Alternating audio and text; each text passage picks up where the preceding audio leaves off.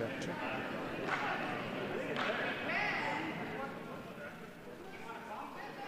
A very pleasant good evening and welcome to Bucks County Curling Club for the 2024 Big Buckin Bonspiel.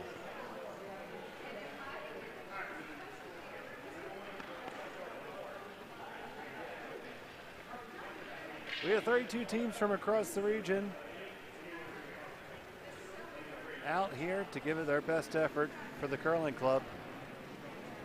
And we're starting here today with action from Sheet B.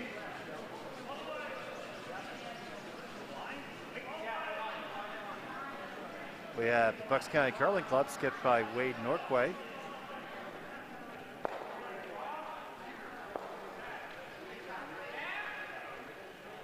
Versus the Philly Freeze.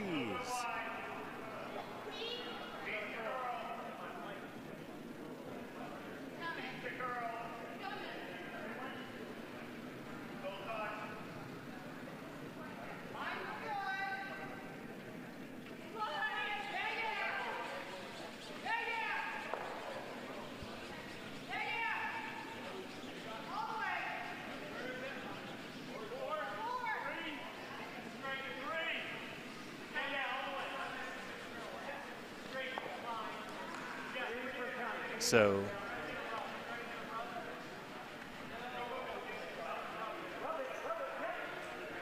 here see Wade Norquay trying to throw the guard. It's going to leave things exposed here. It is Bucks County with the hammer. They're throwing the blue stones here in the first end.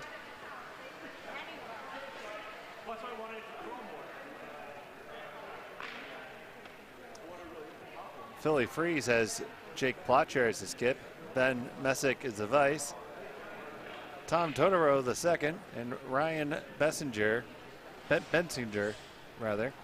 is the lead.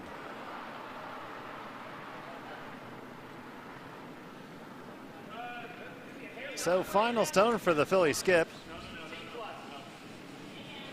I think it's a little bit heavy, and this has got to curl a long way.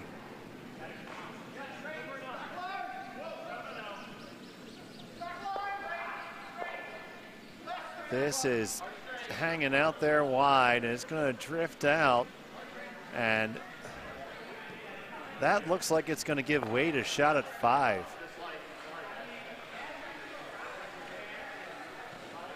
So probably a little bit of the home ice advantage coming into play here. Philly's been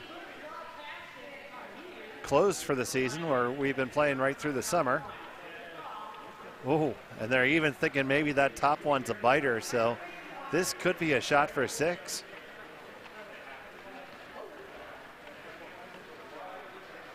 Here in opening draw action here at the Big Buckin Bonspiel.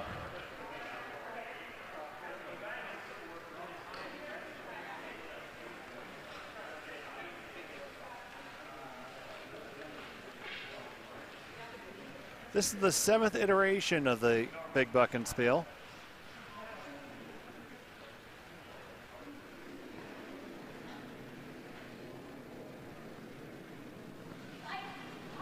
Now here's Wade Norquay.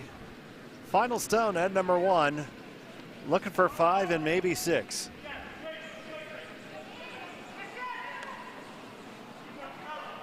Vinny Burzy holding the line. The line looks really good. It's going to hit. It's going to, clip the one in the back. So, might have spun off there too. So now they're going to very carefully take a look at some of these stones. It's 3 for sure. And looks like they've come to a decision. We'll wait for the score to be posted. You can watch each and every one of our draws this weekend. Every sheet has its own stream channel.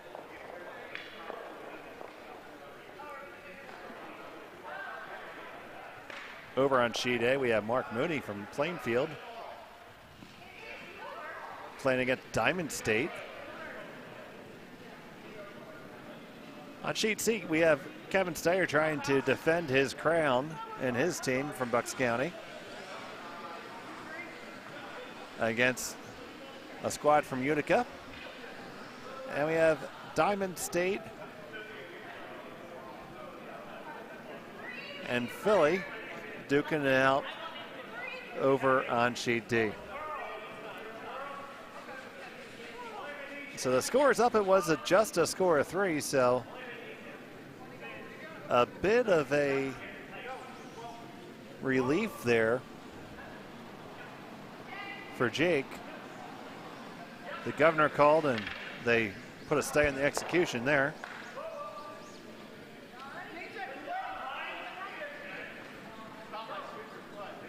Center guard is up.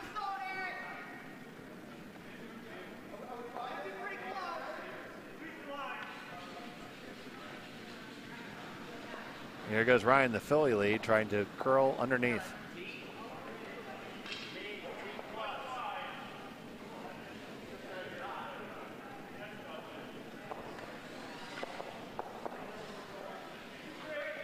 This one looks to be just a little bit too heavy. It's going to be good afternoon, good evening, and good night.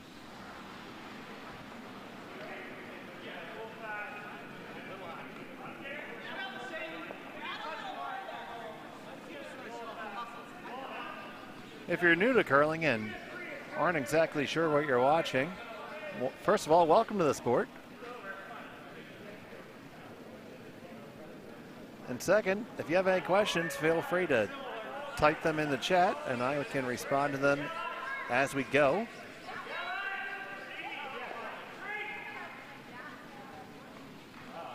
Vinny with the second rock trying to draw underneath. This is tight to the guard. It is going to come in contact and split theirs onto the house and leaving a corner guard. So it's a rock that could be used by Jake, and he's going to utilize it and try to draw underneath of it.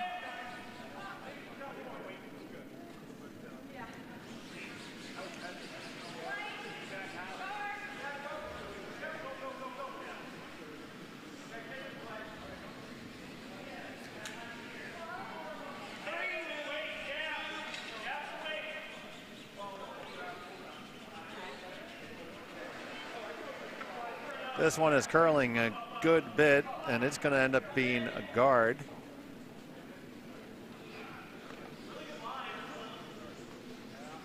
So now double guards up. Wade's going to ask Rachel Bursey to draw into the 4-foot here, up by 3, keeping play towards the center.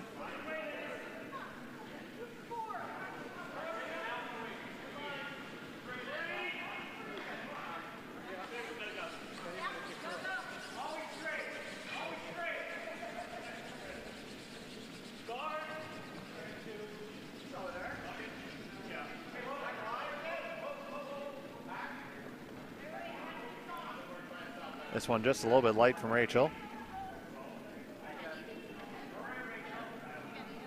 But it does serve to cover up their own rock. Now, let's see what strategy Jake Plotcher uses here. He is going to try to stay on the offensive here and draw underneath those corner guards.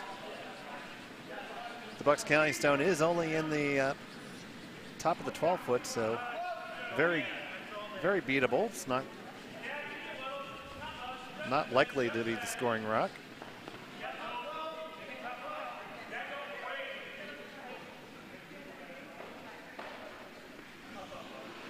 This one's got to go, and it is only going to raise the Bucks County stone on, so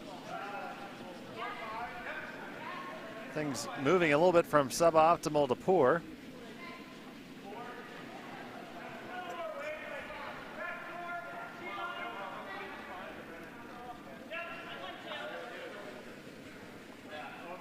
And now here's Rachel with her second of 2.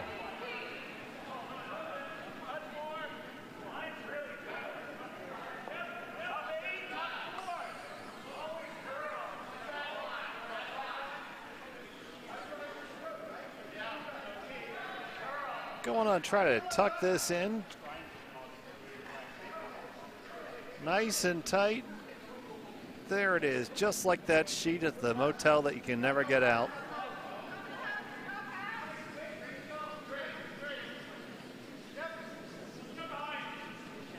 And Jake is quite resilient in his endeavor here, trying to get underneath that cover. And there's really not too much of a reason not to be aggressive here. The 4-foot circle is still available for him to draw from both sides. It's not really obstructed, so he's ignoring the noise of all those potential score counting blue rocks and just going to try to ease one in here under cover.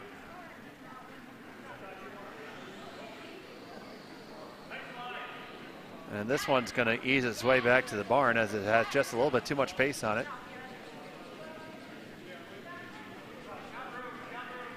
Now Wade's in the situation of, gee whiz, so many of my rocks, where to put another one?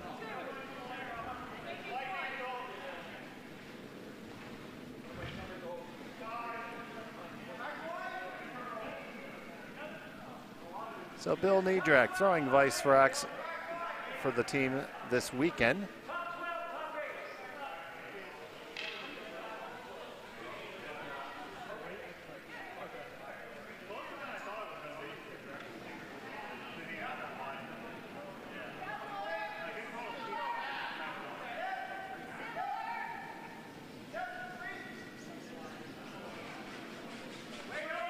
And his first is on the way.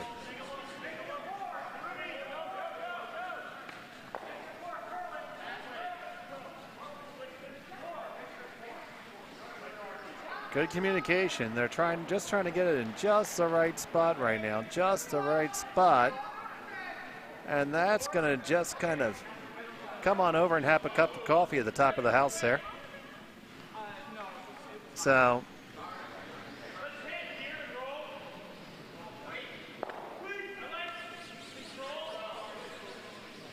Ben likes to hit and roll. Has to skip the call for him. Control weight. So you'll hear people during the week speak of different types of weight. The weight refers to how fast we're trying to throw the stone. So for a takeout, we generally say control, normal, or firm, with each being progressively harder. This one hits and rolls on over, is fully exposed.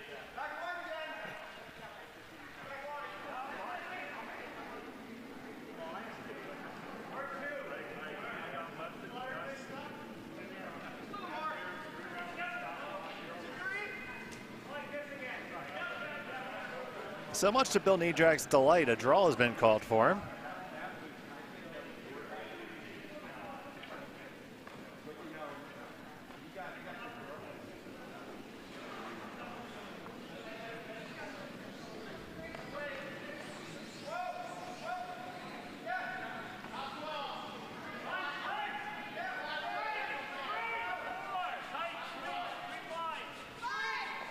They're saying this has to go for a line.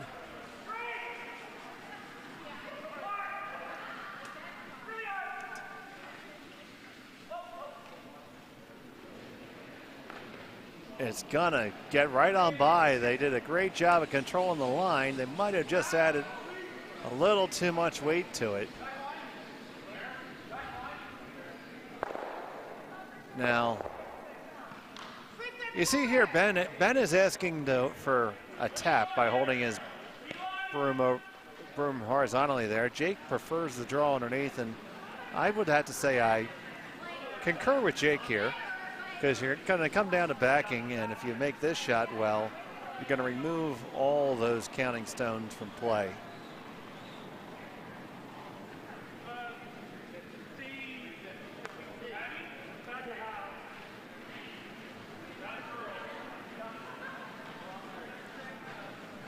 This one looks narrow and heavy, and it's going to be a takeout. So at least Bucks County sitting 2. And now pretty sure Wade's going to just dispatch this red stone here. The smell of pizza is in the air. And more of the plethora of garlic that's been applied to it by Dave Zimmerman.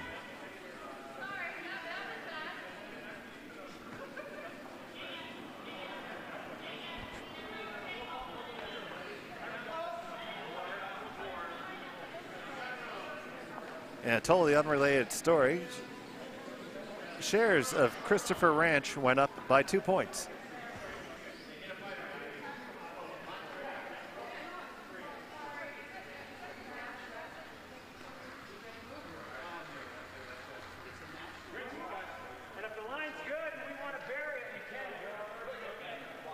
Now Wade's calling the drill here. A little bit of an interesting call.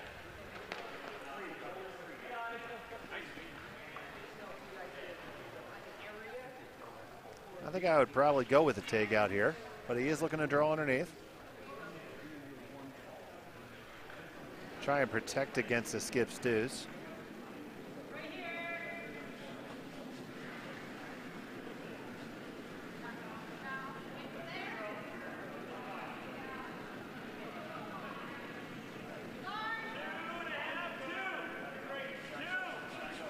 All right, 2.5. So these numbers that we call out, this is a descriptor of distance. So as it crosses the hog line here, well, if it crosses the hog line here, since it won't cross the hog line, that stone will be removed from play, and it actually would be a 0 in terms of distance. But then we divide the 3 guard sections, the 3 areas in front of the house, as 1, 2, and 3. The top 12-foot circle is 4, followed by 5. 6 is the yellow 4-foot. 7 is the button. And then the back 3 circles are 8, 9, and 10, respectively. This gives a really quick and clear and concise way for the front end to communicate to their skip.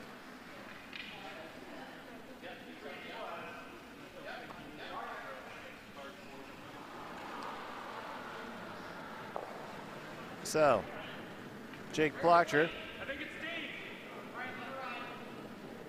You hear the weight call is T-line.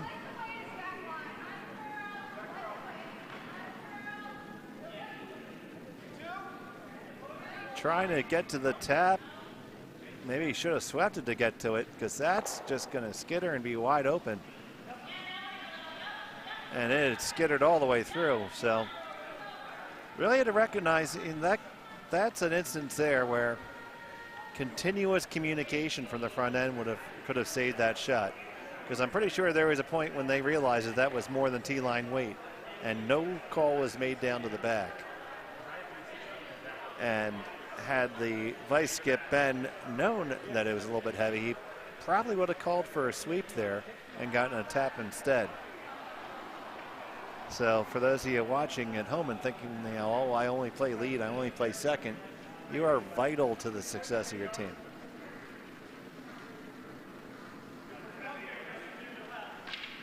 Because ultimately a strong front end makes the skip looks good. And looking around the room here, some of us need all the help we can get.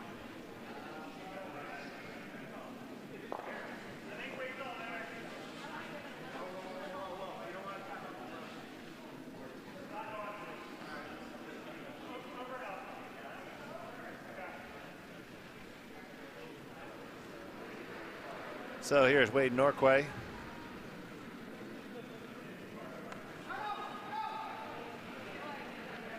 With his final stone.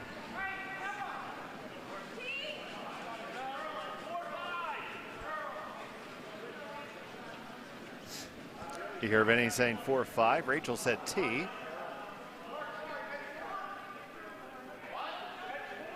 Oh, you don't want to do this. You don't want to do that. Oh, you never want to do that.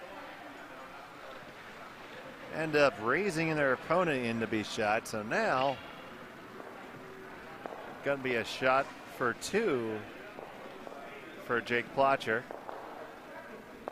2 ways to run at it. You can throw the draw you just did, or probably the better, safer shot is to come in across the center line, taking the opposite turn, and cross over. This way you can throw right down to yours with no danger of wrecking on an enemy stone. Ultimately, they're going for a completely unforeseen option here and looping all the way around the world to try to get to the 8 foot. The biggest potential pitfall is we haven't seen a single stone thrown out here yet in 2 ends. So the speed's going to be quite unpredictable. So if I had to bet $1, I would say that the rock probably ends up a little bit short. I'm rooting for him to make it. Please don't get me wrong. I want to see, but that would be the way that you would generally see this one missed.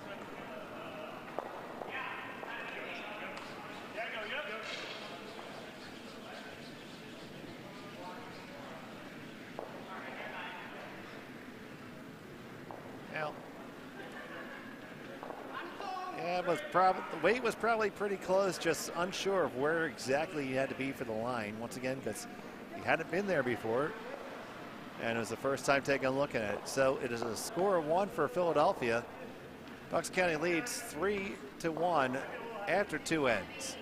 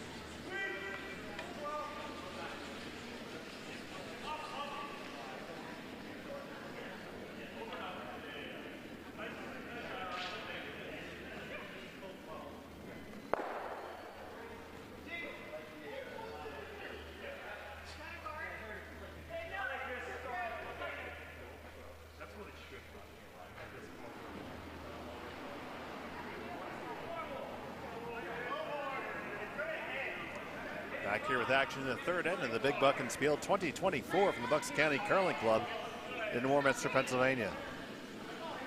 Good evening, I'm Dave Schmel, and I'm going to be here with you all weekend long. And the people rejoiced.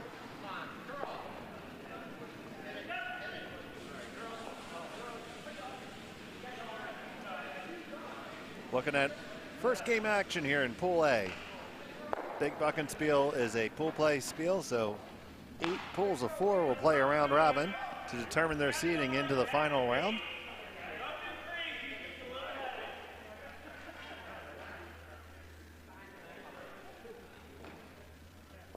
First rock is in the 4 foot for Bucks County. There's a center guard up.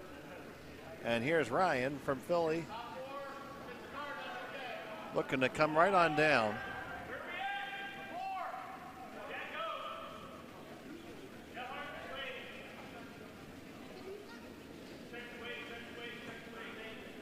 See, now we can hear the chatter pretty good from the skip.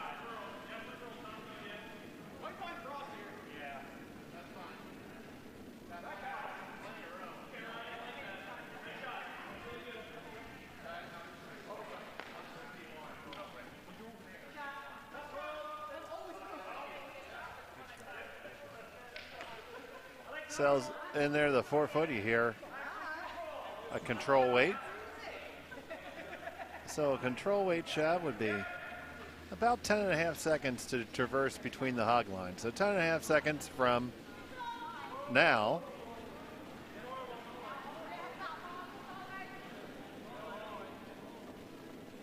until now.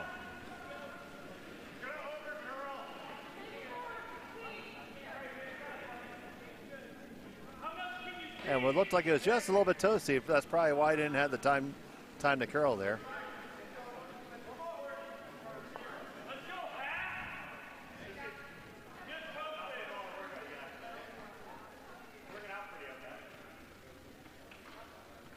So gonna ask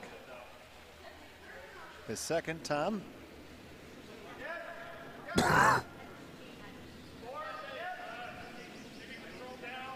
To draw on down to his opponent's rock here, around the guard. This has got plenty of weight. Got to get past the guard, just whiskered past it. And, whoa. It's that, you know, it's the classic draw takeout there. Oh.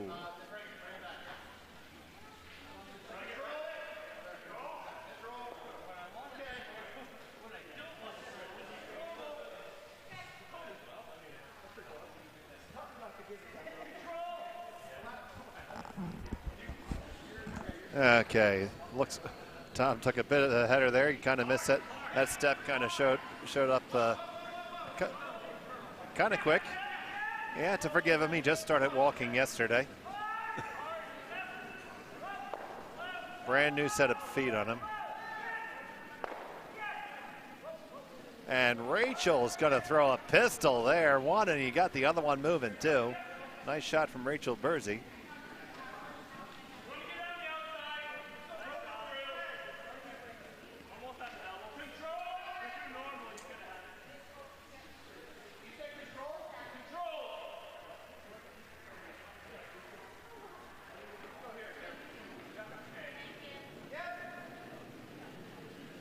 I do like that both of these skips are calling the game nice and loud. I can pick out and hear your strategies. So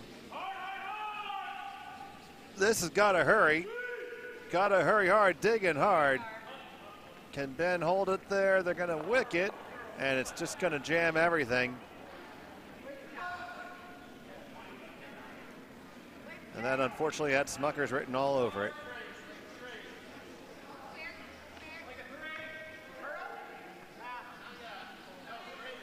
So now with one in the house, on the tee line, gonna throw a counting guard here. So just gonna try to tickle the top of the 12-foot. Get the best of both worlds. This has got plenty of room to curl. It is starting to dig in a little bit out there in the wings. Wade looks pretty good if he can get it to curl a little bit, finish it up a little bit there, Wade. That's not too bad. Definitely in the range of acceptable outcomes.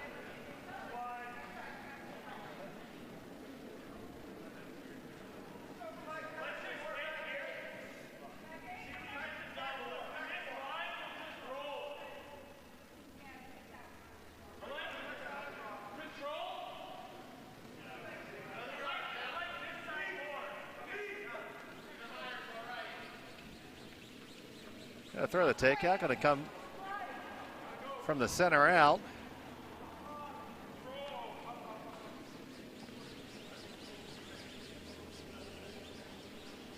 Throwing the in turn. Gonna get the top one. And just kind of nose it and stick it right there.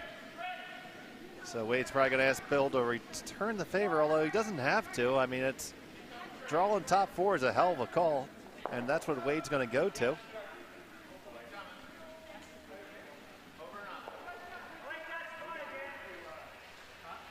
Or he's going to put it right back where they wanted to have it before. He's between three options here. So one is the takeout, and then some sort of draw. So you can either draw underneath the red guard of your opponent, or what he's electing to do is to try to repeat the shot he just asked Rachel to throw.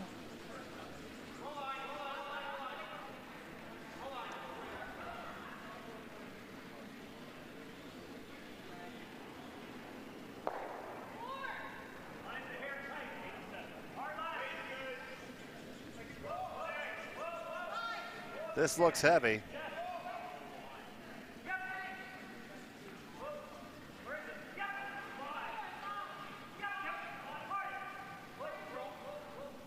pretty nice. Gonna get right to the inside corner and skitter on up.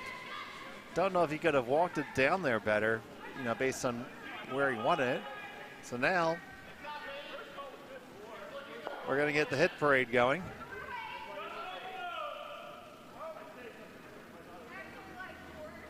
Ben Messick salivating here.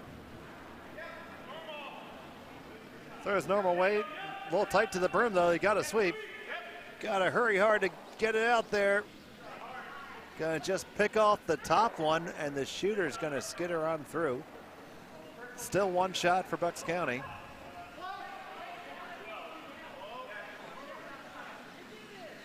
And let's see if Wade takes pleasure in the same thing again. Now he's gonna draw underneath. That's the shot that he really wanted the first time. That was his first instinct for the last rock. A lot of times that first shot that you end up calling is probably the right one.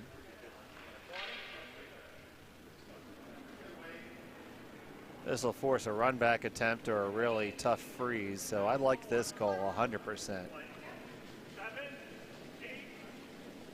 I don't like it if it's a 7-8. I think it's terrible if it's a 7-8.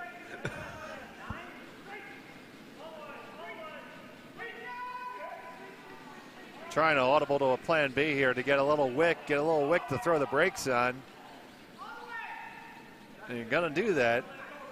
Now, you are sitting two. They are ensconced firmly behind the tee line.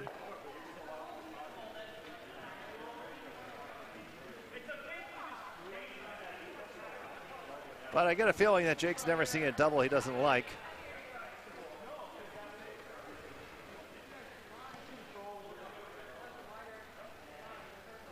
Angles are pretty good for it, about half a rock. It goes pretty simply.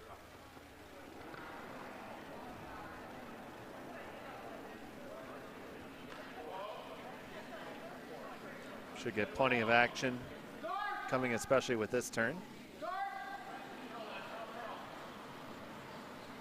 Jake Blocker with a good, strong normal weight. Trying to hold the line. Got to hold it. Got to hurry to get there. Hurry for the angle. We're just going to get the outside one and roll all the way out of the house.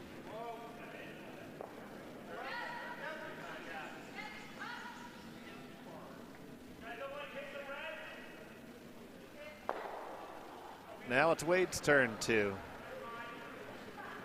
throw the draw.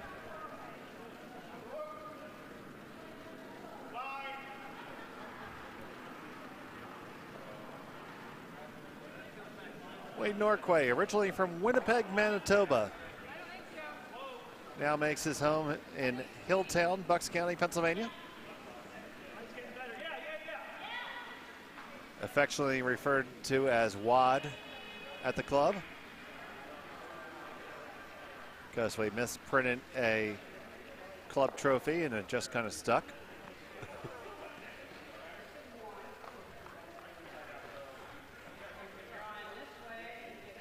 So here's Wad Norquay with his first of two.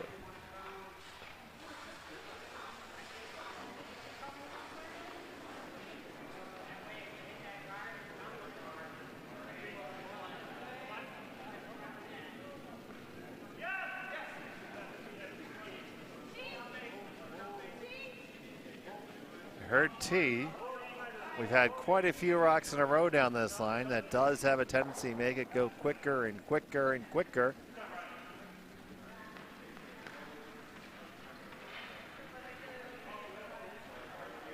And that does skitter on back. So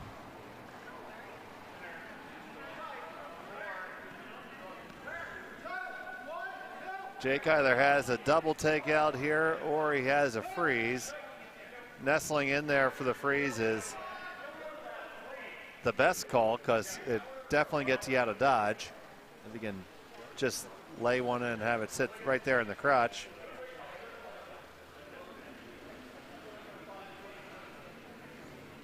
Jake gets back to the hack. He said, I usually have a guy who gets my rock for me. Oh, there it is.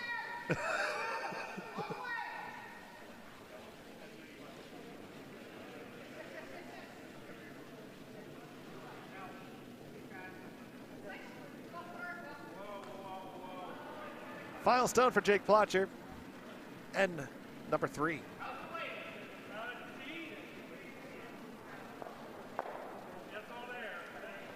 They love the weight, and it's the famous "it's all there" call. So it could be someplace. It could be in Center City. It could be in South Philly. It could be in Kensington. But right now, all there is removing 1. And now Wade has a cutesy little shot to score his deuce here. That's where you really want to freeze it and not do a takeout.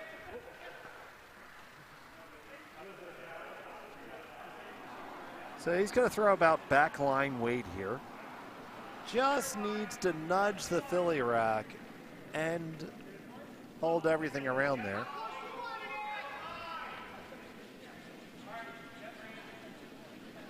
So big shot here. Potential to give him a 4-stone lead. Final stone at number 3.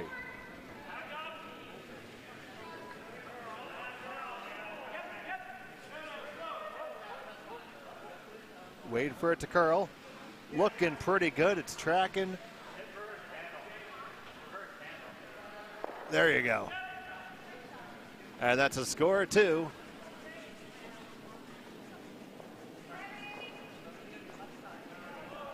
So hang that deuce and make it 5-1 after 3 ends.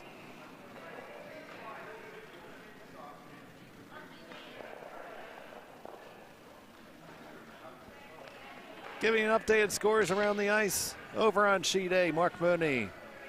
It's not Miller time, but it's Mooney time right now. It's 5-1 after 2 ends, playing the 3rd. Kevin Stayer and his team have a 4-1 advantage after 3.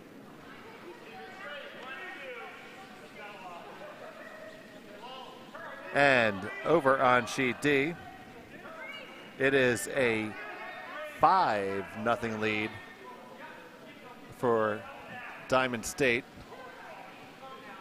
and Brian Hoofy.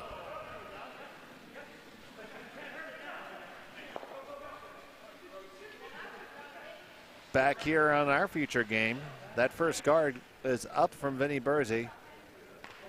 It's right there in the center line. Now we are not playing the no-tick rule for this Bonspiel.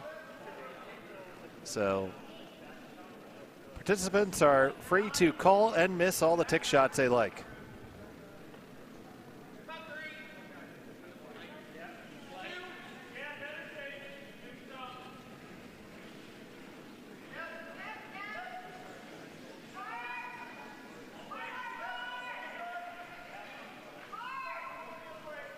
Looking for the corner guard. Don't want to put this one in the house. And into the house it goes, so it can go away.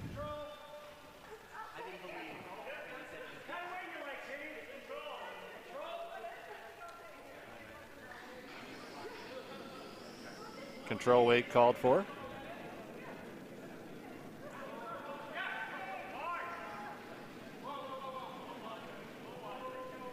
This is just a little bit wide. It's got to do some work.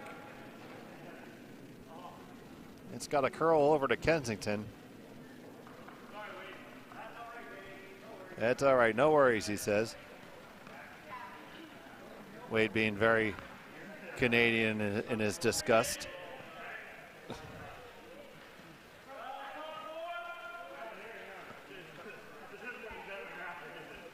So now an opportunity for Philadelphia to try to generate a little bit of offense. Going to elect to draw right on into the 4-foot here. Not the worst call. This looks to be quite tight for line, so they're going to have to hustle to get it past the center guard.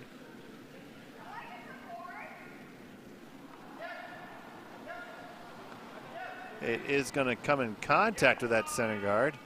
Roll to a corner, so it's not the worst outcome for him. But I'm going to ask Rachel to act like she's just at home, you know, just like normal, and clean up after Vinny.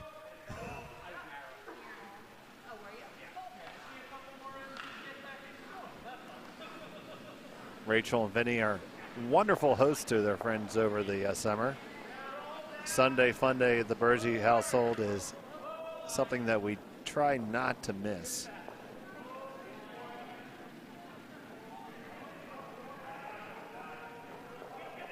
This shot is made, rolls underneath the other guard, not the one that Wade was shooting for, but he'll take it.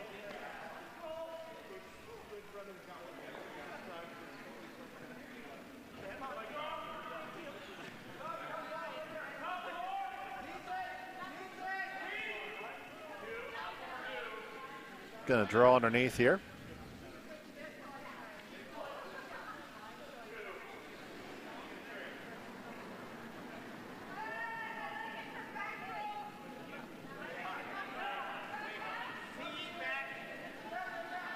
Her tee back 8 there.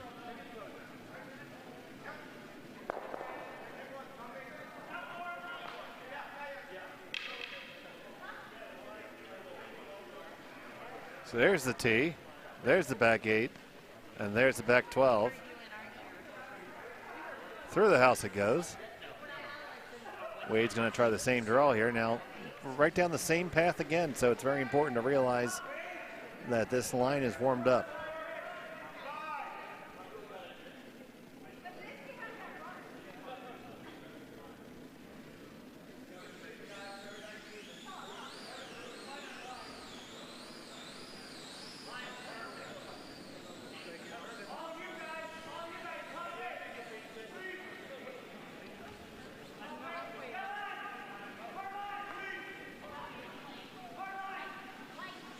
Vinny and Bill trying to bring it on in here. That is a beautiful line, all about the weight.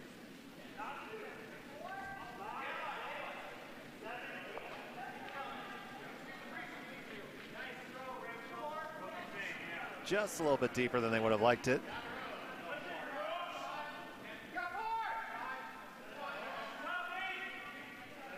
Now Jake's going to play follow the leader here. This team is from the Philadelphia Curling Club in Paoli, Pennsylvania.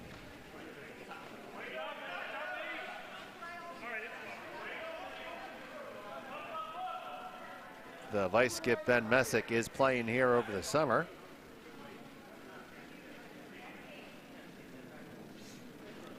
This is the first time I've seen Jake out and about, so don't know much of his background.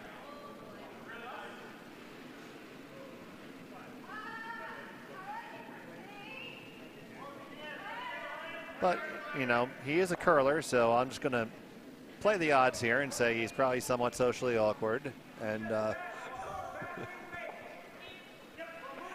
possibly an engineer or a lawyer or some sort of professional like that.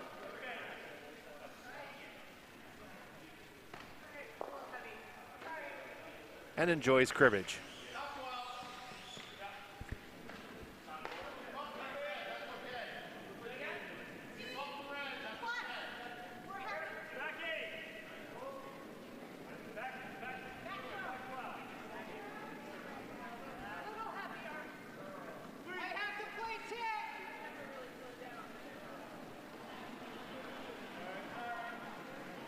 Oh, and that just skitters past everything. So, ray of hope here. We got to try to manufacture something out of this right now. Fourth end with hammer. Want to make sure you score your 2 here.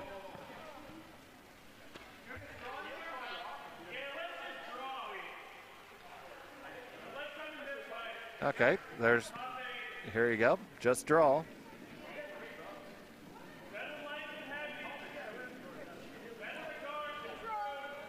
Better a guard than through, that's important feedback.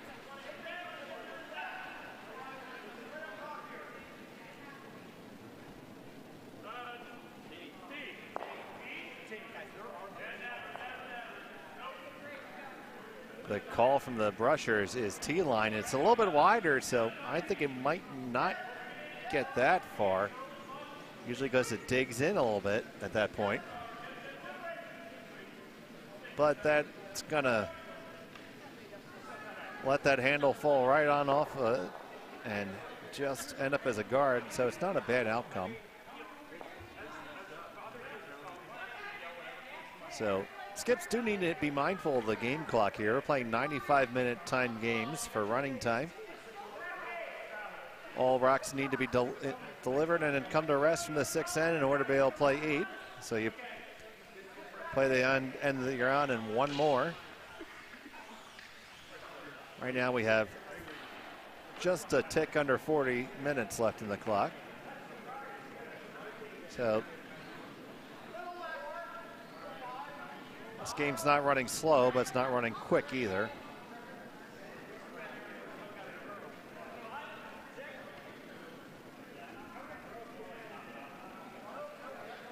Needs this one to curl. Looks like Bill set it out just a little bit. And that is not the outcome you're looking for, because not only did you not get to where you want to go, you just put it in great invitation for a draw under heavy cover. And Jake's going to take that RSVP it and send it right in.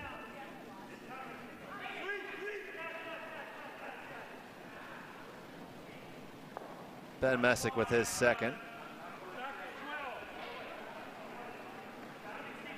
This is starting to lose the line. Don't want to lose it, guys.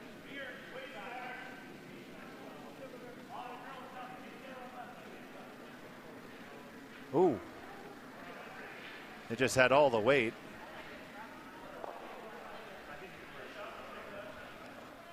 So that's actually going to roll a little bit too deep, and it's only shot stone for Philly. I believe Bucks is sitting 2 at this point, and third stone belongs to Philly.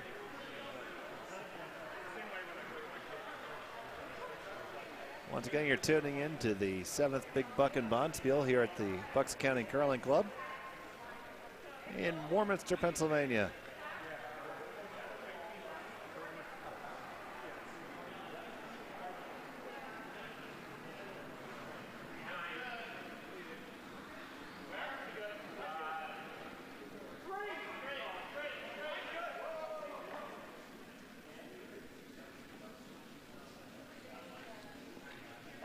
This spiel has been competed at Bucks County every year. We've had dedicated ice with a brief pause for the troubles.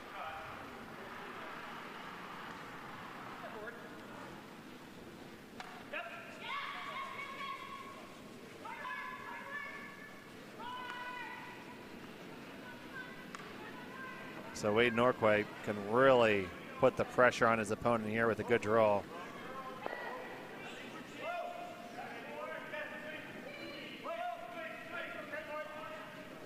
Got to just get past the guard.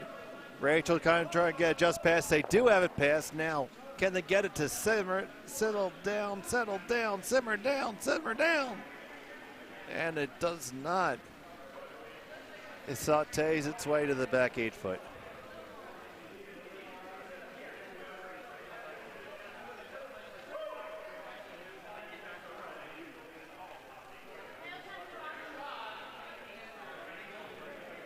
Now a couple different choices here for Jake. Jake's looks like he wants to rip out this opponent's rock here and roll under cover. Could also make a good case just for a draw and get there first. But if you hit and make a very good roll right to the top of the 8 foot, you're going to accomplish them both.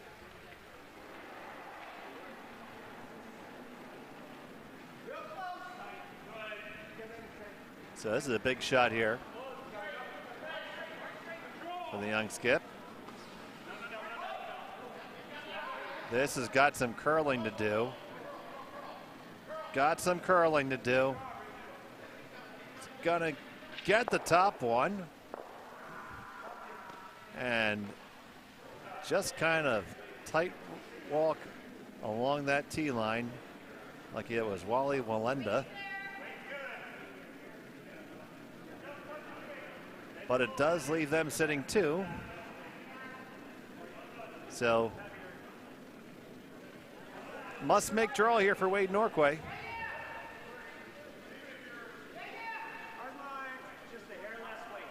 Got to get his team out of Dodge here. The Winnipeg, Manitoba native makes his way down to the hack.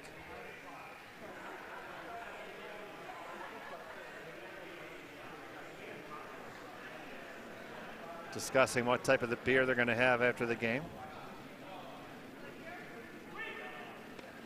To which Wade just said all of them.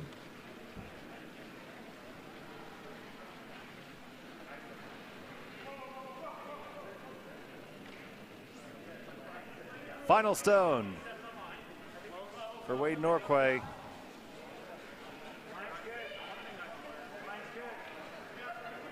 It's all about the weight here. The line seems to be fine. Got to curl up just a little bit. All right, you got the line. Now you got to go. You got to pound it. You got to bring it. You got to drive it all the way. You need to be all the way to the forefoot, all the way to the forefoot. And you did it. That's a great sweep.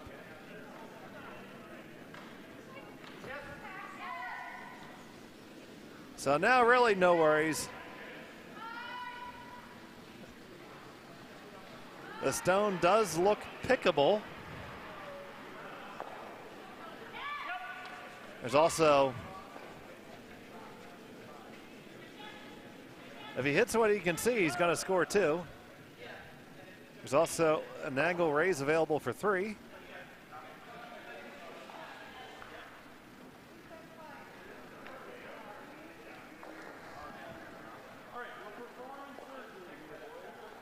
I'll tell you what, guys, that shot looks, this potential shot looks better on the stream than it does in real life. In real life, I can't see this rock at all. I mean, I can see a hair of it, and looking at the stream, it looks like you got half of it, and I don't buy that. All right, big shot, final stone, and number 4. Got to get past the guard. Past the guard, now up. Now up. You skinny past the guard. Can you catch a piece of it and get it out? Yes, you can, and it's a score of 2. Nice shot there by Jake. Big deuce for the Phillies gets there, and it's now a 5-3 game halfway through.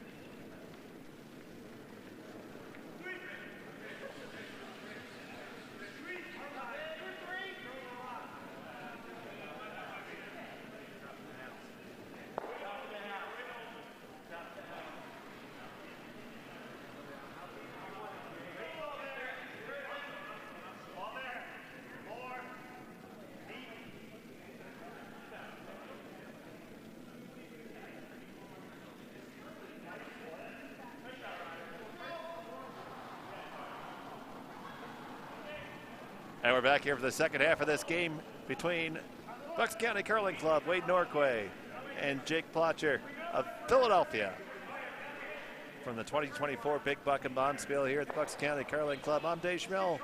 You're stuck with me all week. Love it or leave it. If you're around the area and want to come on down to the Bucks County Curling Club, we have curling going on all day, every day, 8 a.m. all the way through to midnight. Tomorrow and Saturday.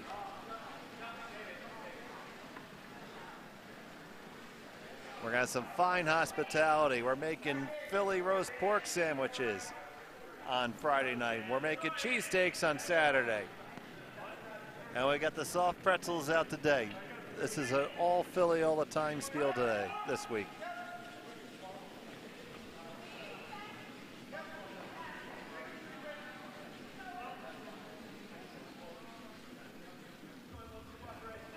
And if you've ever wondered how long it takes to cook 2 cases of broccoli rabe, the answer is longer than you think.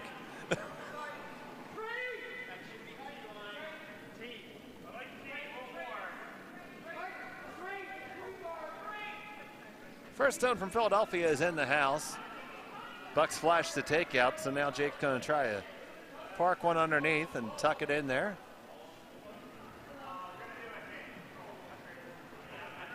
And that is right on down to the backboard, and Wade has no interest in getting into a nasty end here. He just kind of wants to get the feeling he kind of wants to push the reset button here. He'd love to blanket if he could, but if not, just firmly getting himself on the right track again. As he's still up by 2 points. Really just scoring 1 would be fine and get the game kind of reset and back, quote unquote, on serve. So, peel the top one there, Vinny. Rachel being very supportive, saying, "Good job, Vinny," in a very not at all patronizing voice.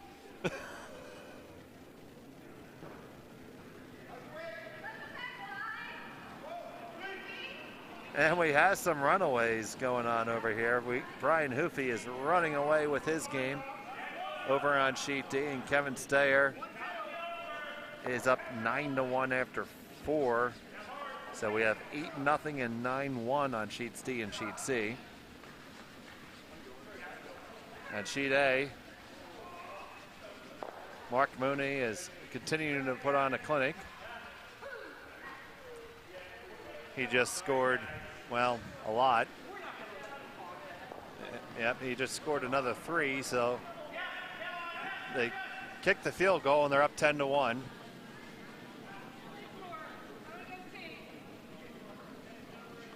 So you guys are with the best game we got right now, guys, so welcome. Gonna ask Rachel to come around this guard, this very, very long guard, and make the takeout.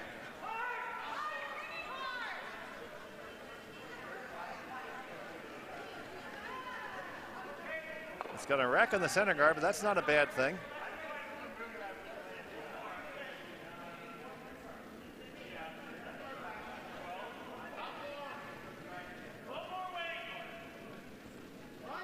All right. Jake's got one in there in the 4-foot. He's just going to keep on throwing guards.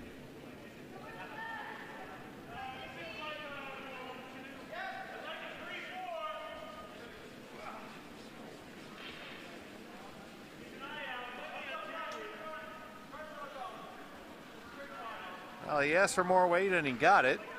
Now, if they finish this, it will be a good guard. Got to sweep it the rest of the way now. Now, if you wait for it to bite and then sweep it at the end, you're really going to accentuate the path that's already on and taking.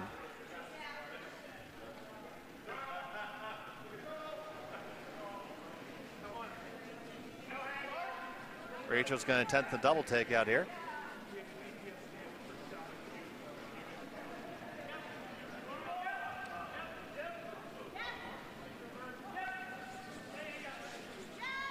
This is going to be really close for the double. Hard. Going to get there. Top one. Make contact with the second one. Do they both go? Yes, they do. And someplace a cowbell is ringing. Nice called double takeout.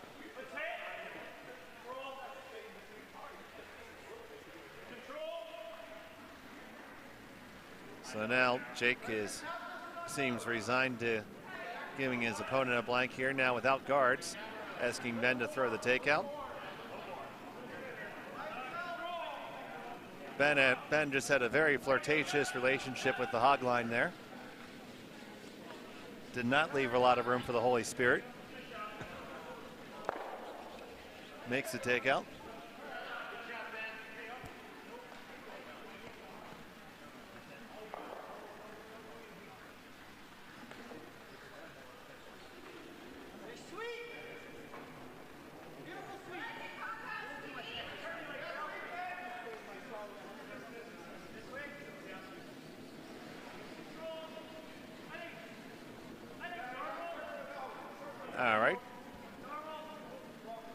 Takeout attempt here coming from Bill Niedrek.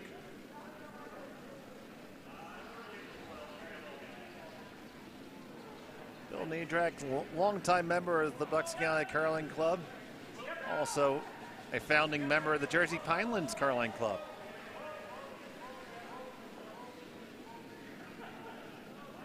Came to us from Schenectady, him and his wife Sue.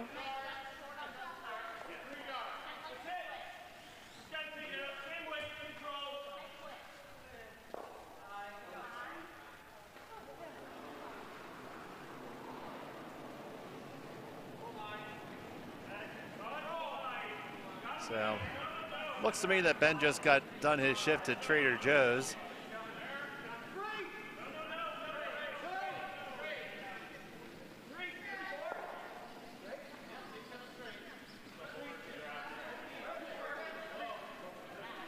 And now we have an empty house.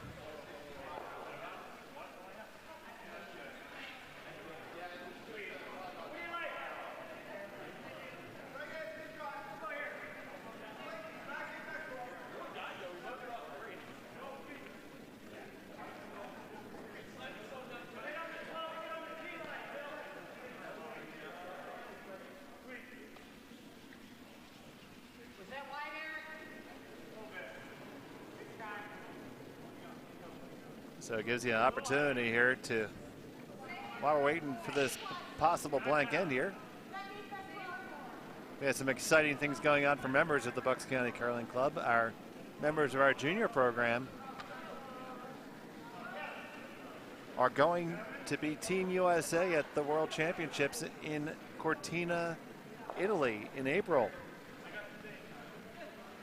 Team Wendling, Wes Wendling, Dylan Chachka, Daniel Alfer, Nick Senzali, and Shah Basiri. Very proud of them and watching their development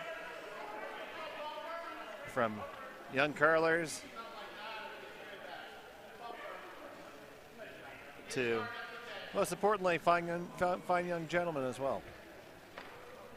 And we are proud to see them represent the United States at the World Championships. And you can support them, because this is not cheap, at teamwendling.com. That's WENDLING.com.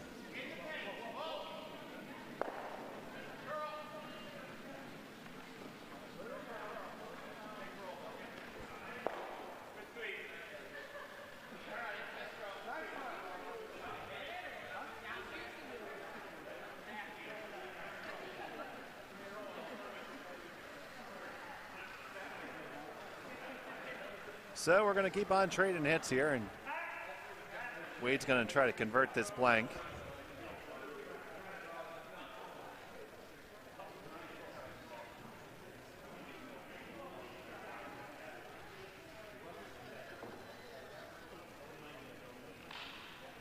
This is our final spiel of the season for us.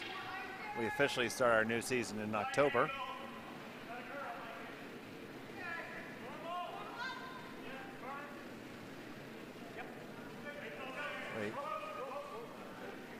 Be hosting a minimum of 2 Bonspiels next year. This spiel and the Crooked Billet Bonspiel, which will be Kentucky Derby weekend. We're also hosting the GNCC Mixed Doubles Championship in January.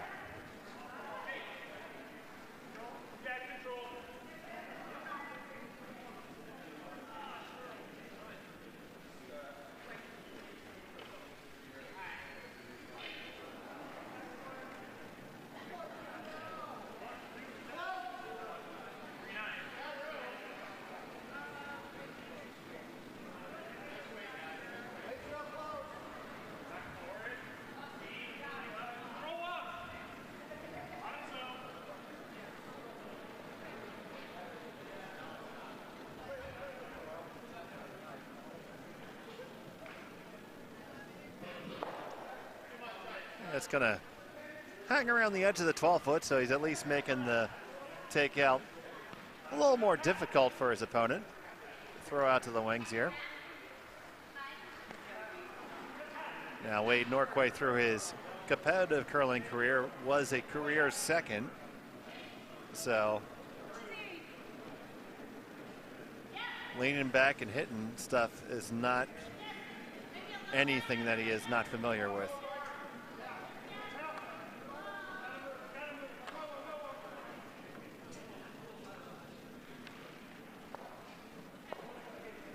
So I expect this to come pretty firm. Looking to hit and roll out, so that way he retains a hammer into the 6th end.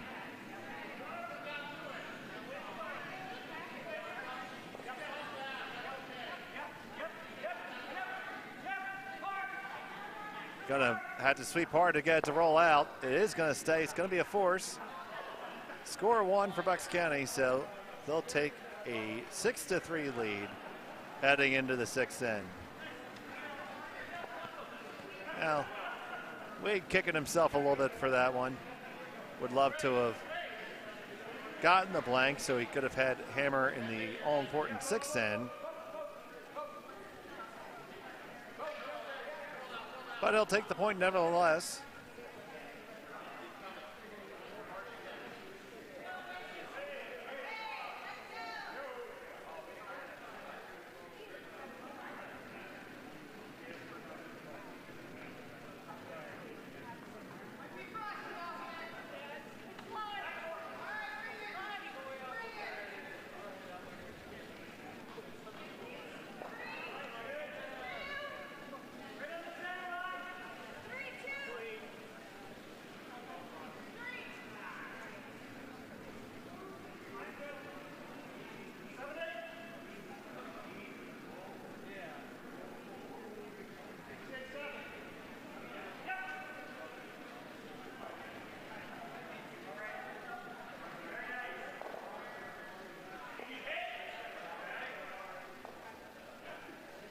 First rock came right into the house. And the Philly skip's gonna hit it here.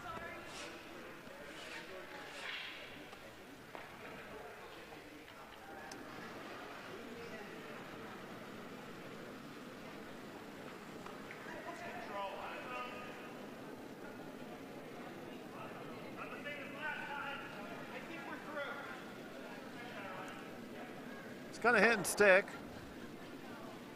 Called shot is made, and gonna ask Vinny to return the favor here. Wade Norquay has 0 problems trading hits. It's all about end elimination right now at this point.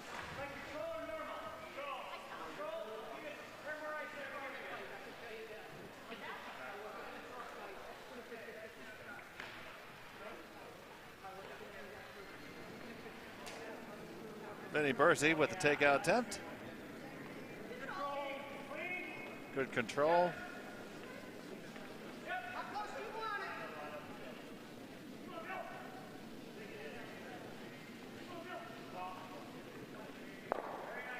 All right. And that hit is made. Now, right now is I'd love to see Jake call a guard, because you need to have some place to hide if you're going to score multiple points. If you play an end without any guards, whether you have the last rock or not, you end up scoring 1 or a blank. And right now you're trailing 3, starting to run out real estate in the scoreboard and time in terms of ends. So you need to generate more than 1 here, and it's going to be tough to do that hitting. And even tougher when you're flashing.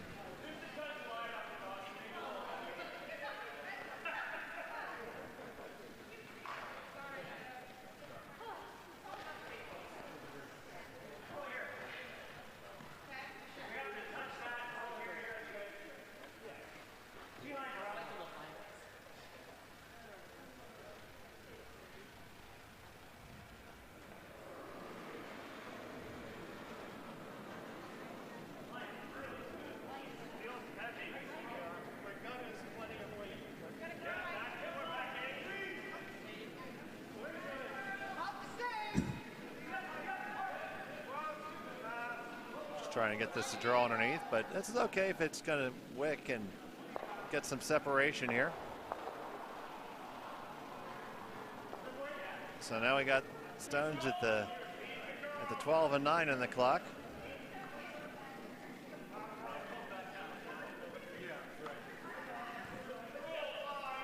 And another takeout called for here.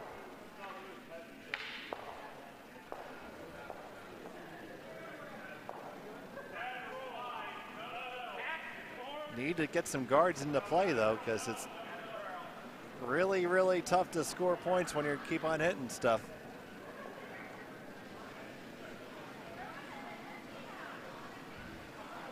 As if I just gave it the old black cat, the same thing just happened.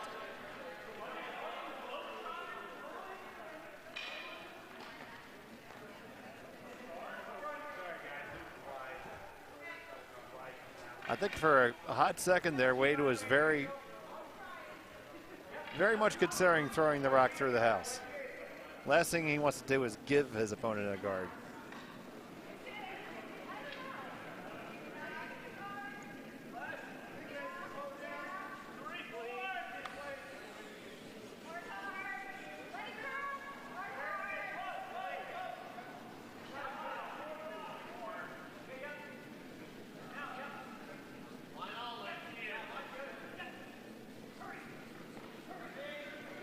Going to bring this right on down and perform the tap up beautifully to the forefoot.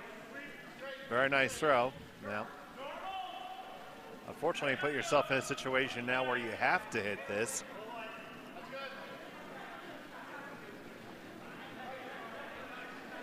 There's a double there. There's no triple.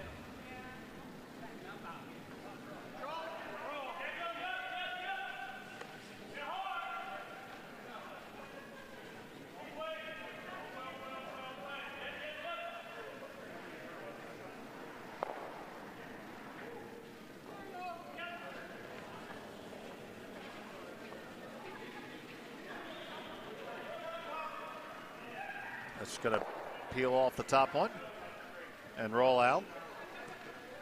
Wade's just going to throw the same damn thing again.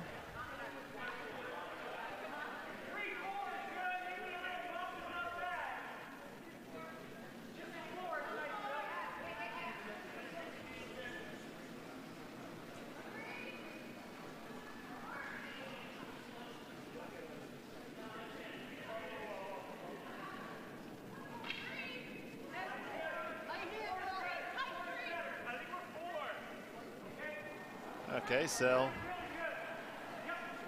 you heard them say they think it's a 4, so a 4 will be just touching the 12-foot circle. Once again, the circles in curling only denote distance. They have no scoring implication. So it's in roughly the same place. Gonna throw the hit again. I really like drawing around everything right now, but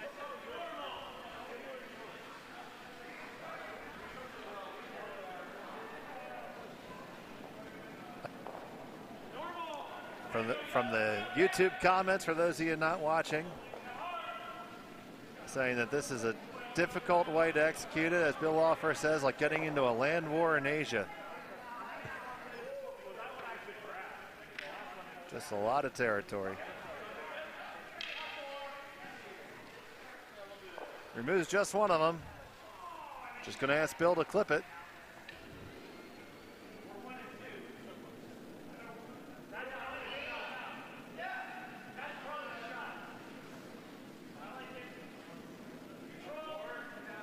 Yeah.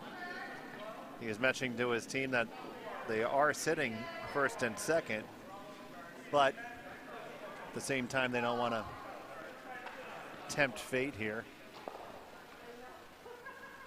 It's very difficult for your opponents to score rocks when they're not in play.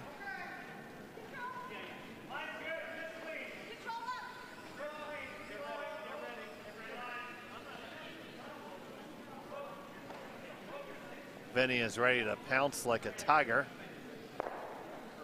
It's going to hit and roll on over. Jake's got to call a freeze here someplace. He's got to call a corner freeze or a draw. I know you want to do it. Nope, he's going to call the hit. Okay, so double takeout here. You make this, you'd love to roll in front of the other rock. This one looks like it's turned into the center a little bit. It's gonna have to curl. Gonna have to curl. It needs to curl. Oh, it needs a priest.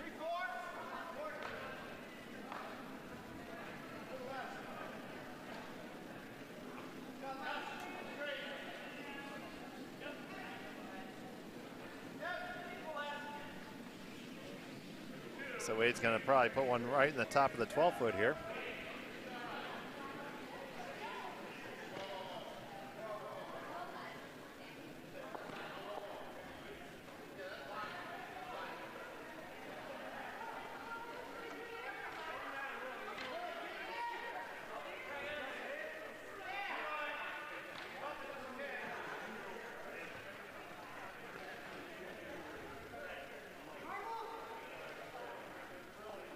Nine minutes left to play right now to complete this end to be able to play a full 8 ends.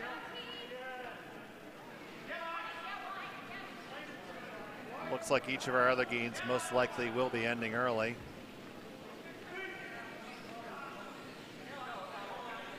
Due to score concession.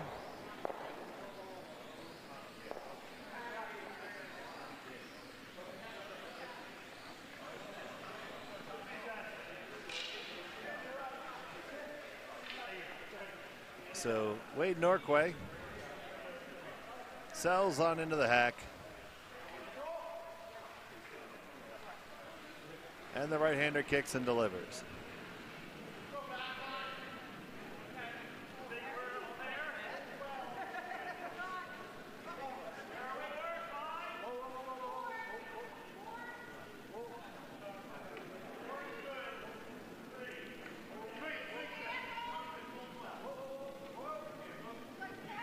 You want to be right at the house, but not too far. Okay, there's one shot and one shot only. You gotta draw underneath.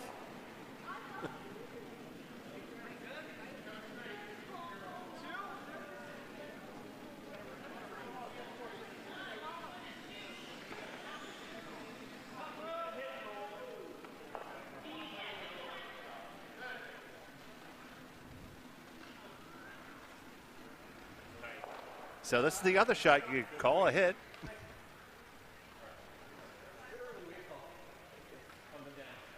And you have to do something that's going to apply some pressure to your opponent. And this is going to have to be a God-perfect roll to be any good. This has got to curl. And this is going to be good morning, good afternoon, good evening, and good night.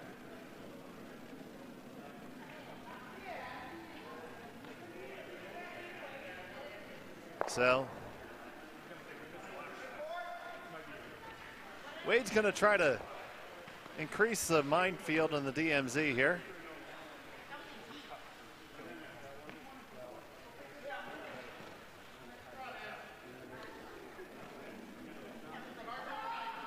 Once again, you're watching the opening draw, the big Buckin Bonspiel from the Bucks County Curling Club. 7th iteration.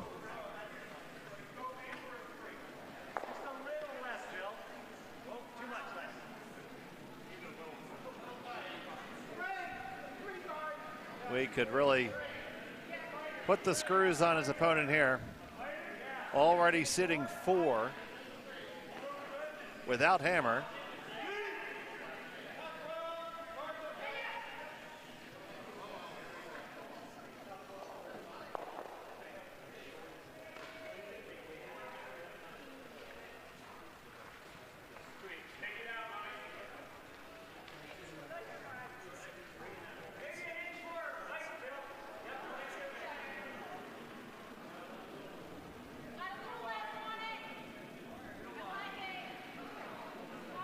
Wade Norquay with his final rock.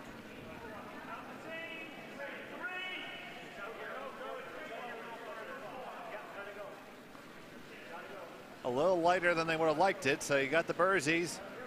The Birzies are working it. The Birzies are sweeping.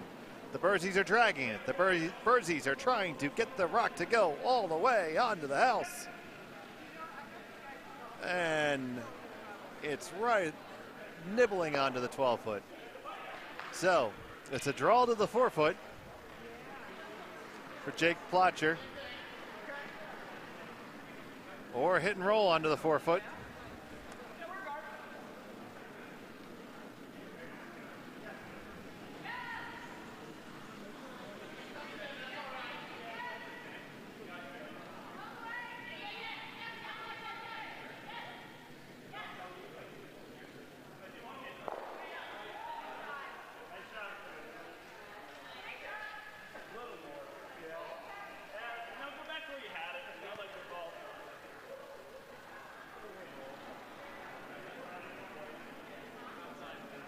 All right, so Jake Plotcher here. Gonna try to get to the 4-foot via the Glessner.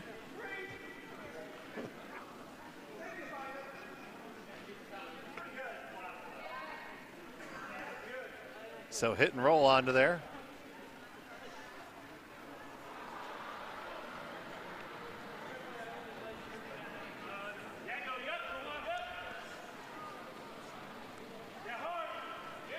Okay, gotta hurry, they say.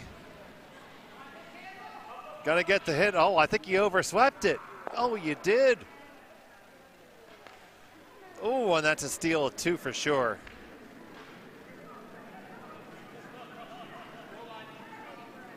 Two blue. So 2 more makes the score 8-3. And number 7 coming up in just a minute.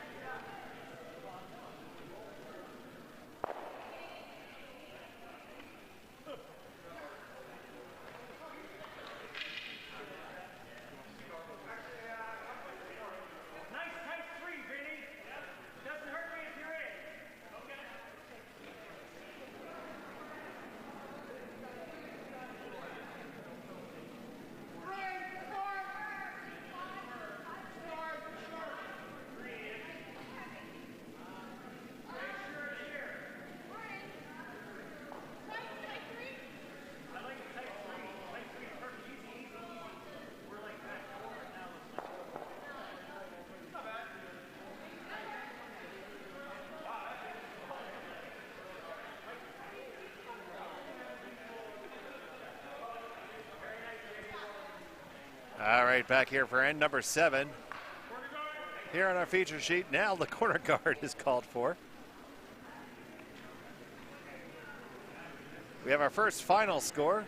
Team Stayer does dispatch the squad from Utica. So they're going to notch their first win. And the other games appear to be a fait accompli. It looks like the Plainfield squad with Mark Mooney at the helm, barring any nuclear disaster, will be successful. And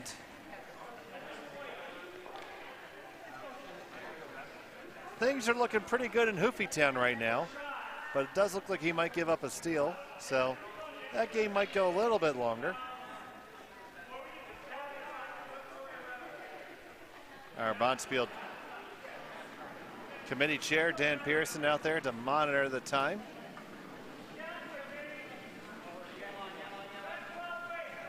Dan Pearson and Jess Galaccio have taken over this spiel from myself and Cassie. We are serving as Poobahs Emerita.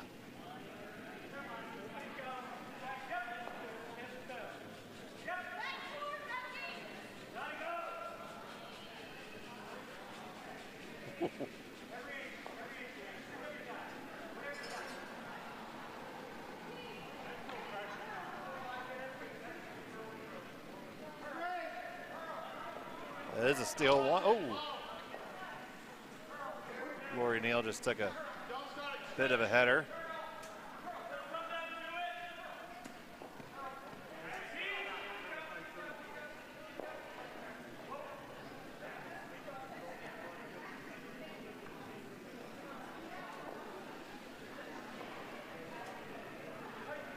All right, so the corner guard attempt went a little bit deep over here. Now it's tri-step at guard now.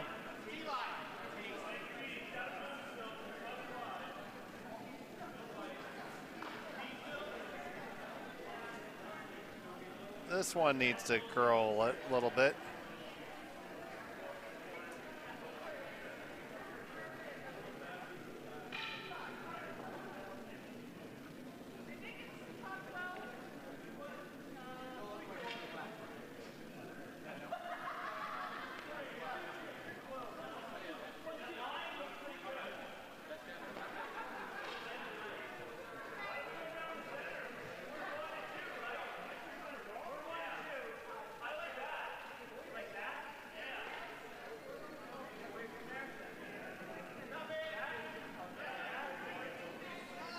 All right.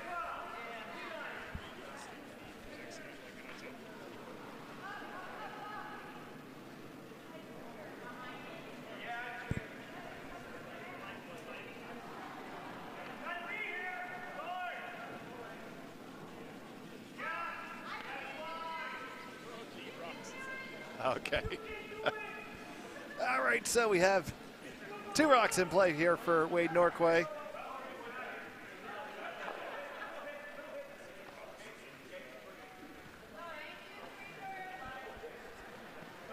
They have a commanding 5-stone advantage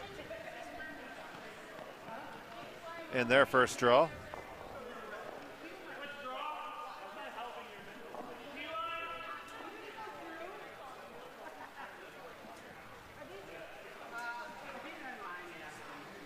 Jake has finally got himself on the draw train now.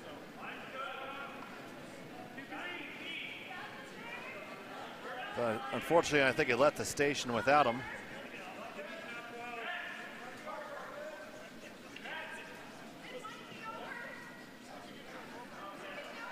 This is a good shot if it curls just a skosh.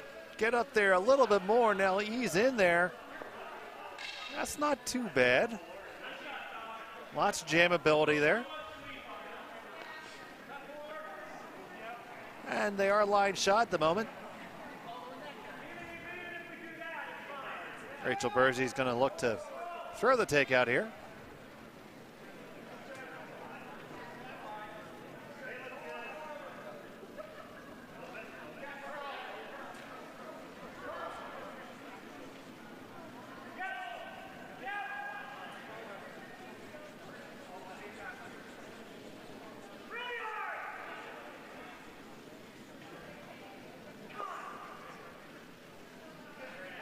Gonna get one, gonna get two, gonna almost touch them all.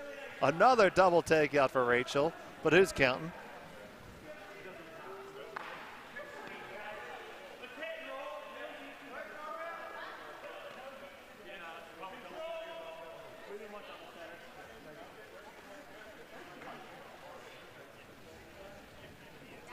Looking for the hit and roll under cover now.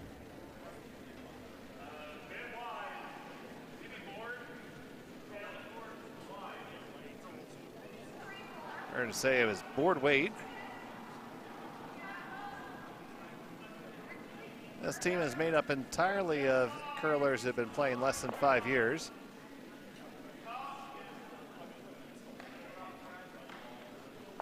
That's the great thing about this Bonspiel. It's open to all experience levels, and the pools do tend to sort things out. You end up where you belong.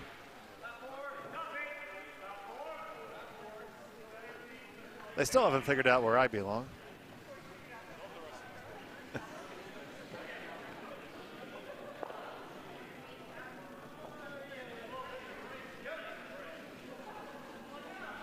At the end of this game, everybody's going to have to throw a last stone draw to use in a potential tiebreak situation.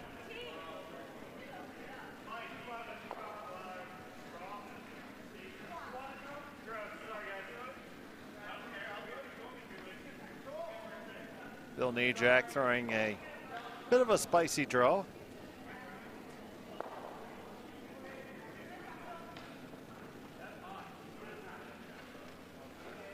So had a little bit of pace picante on it.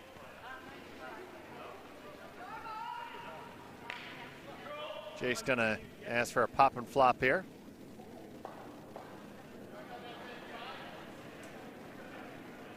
Hit and roll under cover.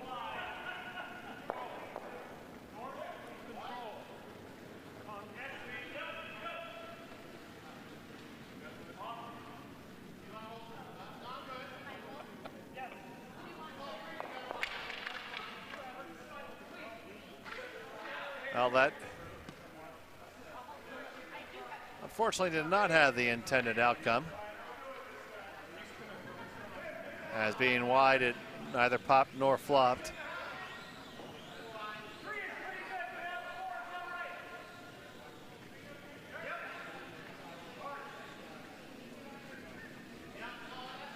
So Bill Nejak gets to do his favorite thing and throw a guard.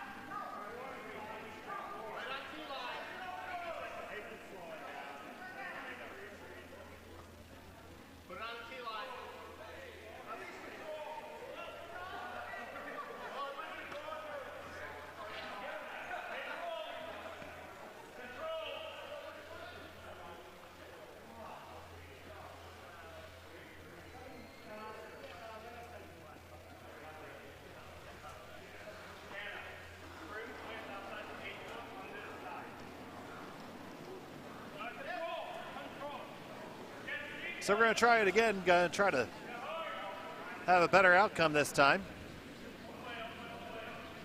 We're going to have a different outcome.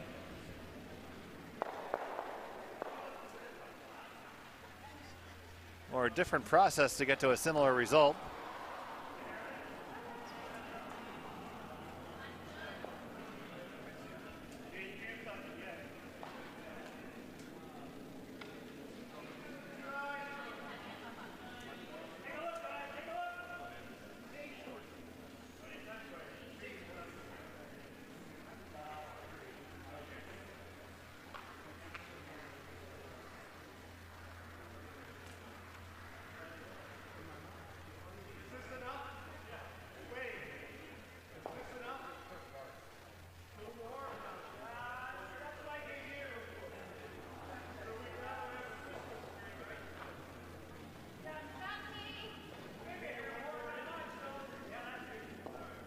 Our next draw this evening is at 8:15 Eastern.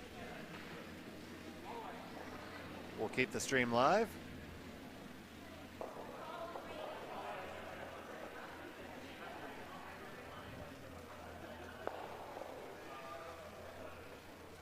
The participants for the next game are making their way into the curling club right now.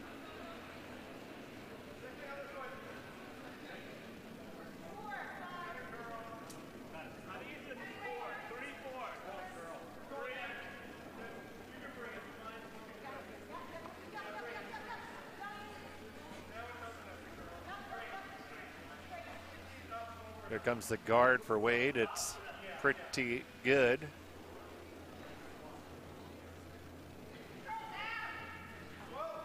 So there is a choice of two shots here.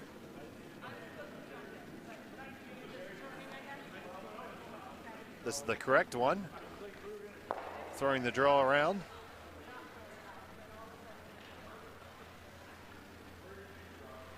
Alternatively, you could have thrown a little downweight shot around the outside, around the outside, around the outside to pick off that other one.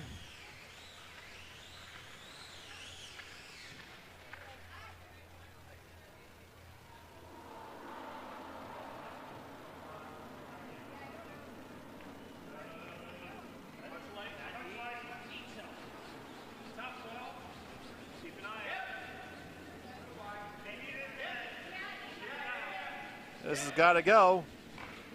It's gotta go. Looks light.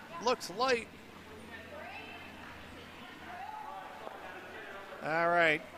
One right in the draw path, top 12 foot. That's all you need.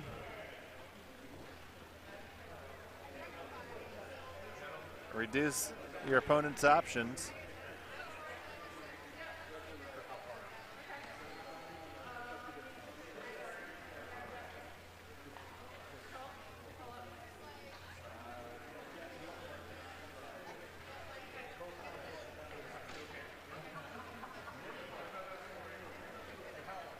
And our next game on this sheet will feature the Curling Club of Virginia against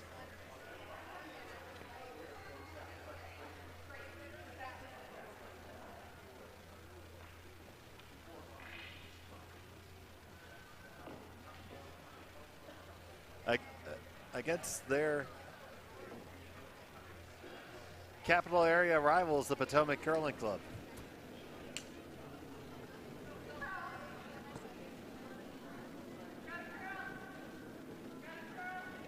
But we still have some business to finish here. Wade Norquay looking to throw a guard. Lock this puppy up.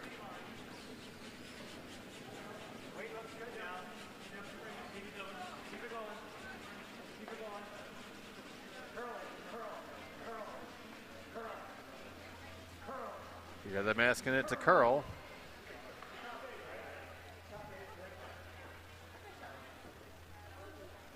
Well, the draw path is still there. Gotta do it.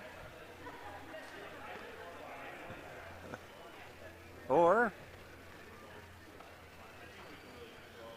try and nestle around the other way and get there via the hit.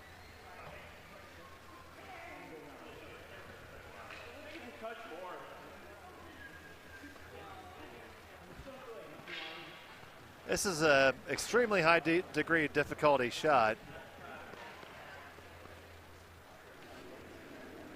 Just going to try to get to the 4 foot this way.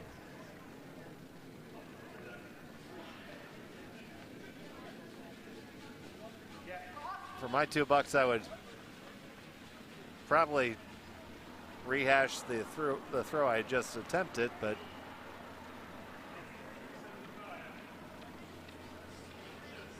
here we go.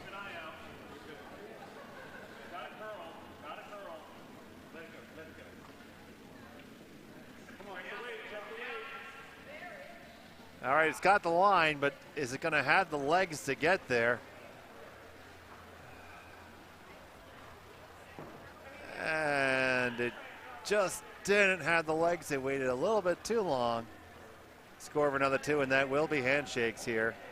So it's the team from Bucks County with Wade Norquay, Bill Niedrak, Rachel Bursey, and Vinny Bursey notching their first win here on day 1 of the Big Buckin Spiel. We'll be back at 8:15 for more action.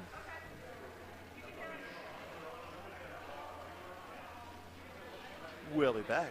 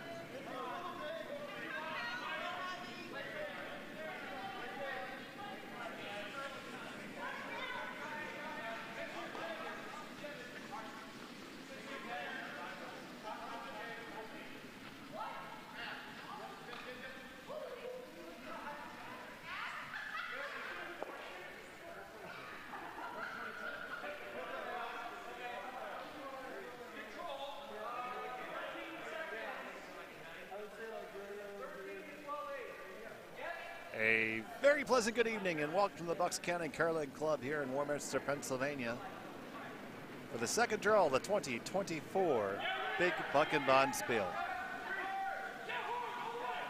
I'm Dave Schmellen and pleased to have you with us here for this draw. We have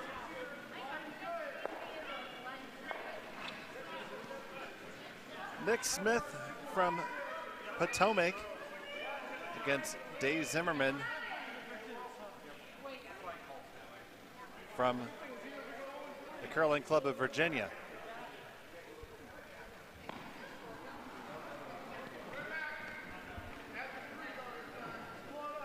This is Pool C, Pool 3 of 8.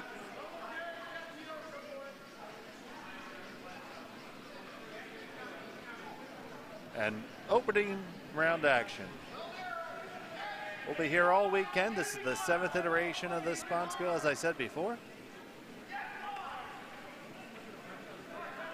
Started way back in September of 2016. Or did we have it in 15? I'm not sure. All I know is I've been a part of it every year. Mostly because I was stupid enough to say that we should run a Bonspiel in September. It should be a pool play with a 4-game minimum. And in our club, like many volunteer organizations, someone should means I will. So here we are.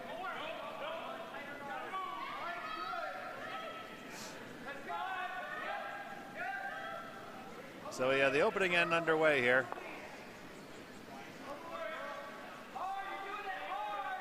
Jeff Greck trying to hold this takeout for Nick, and it just did not.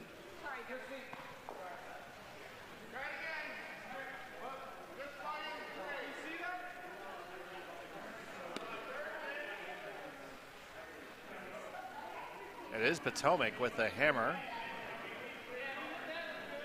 The last rock advantage. Now here throwing the Redstones is the third for Team Zimmerman, Matt Athade.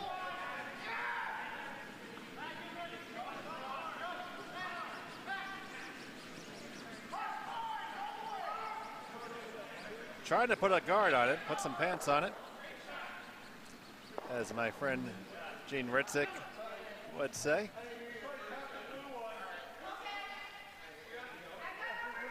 I only covered one leg with that. Can still see all of it. Gonna ask Jeff Greck to take this out here.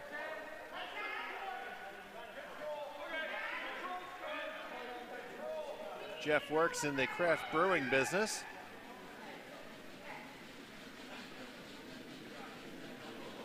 Originally curled at the Plainfield Curling Club, now makes his home down closer to Potomac. On it, right out of his hand to try to hold the line. Got to get past the guard. You get past the guard, you're going to be golden. You did. Now they're going to try to work it over.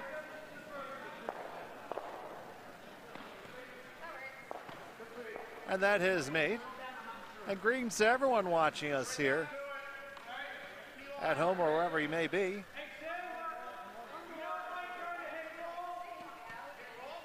Hello to Ian Andrew chiming in there.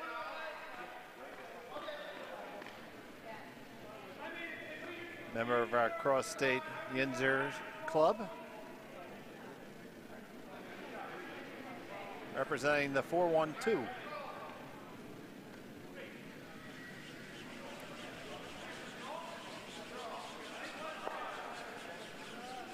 Back here in the 215, Zimdog needs Matt to nestle this one on in.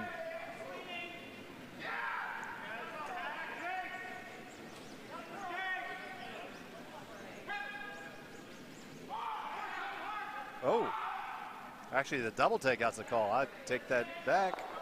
Well, oh, overswept just a little bit. So that's going to give them an opportunity to apply the pressure to a higher degree.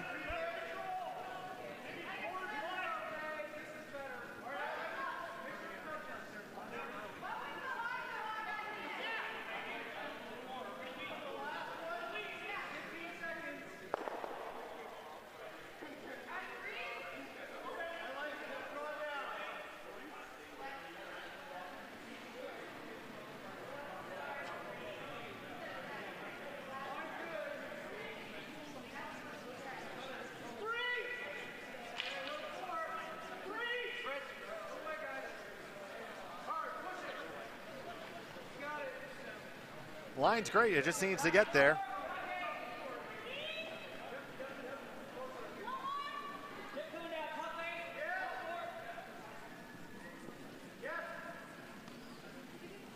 Ends up just a little short of the intended result. So now Dave Zimmerman is going to try to figure out his best outcome here.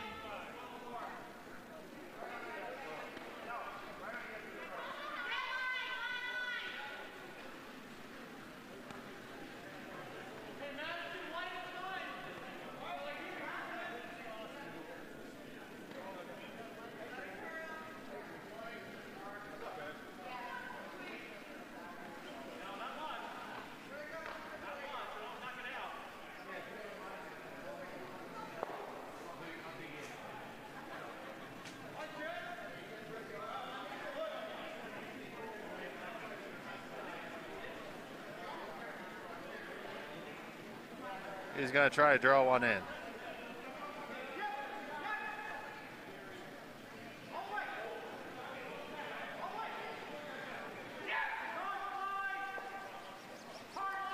This is on the way from Zimdog.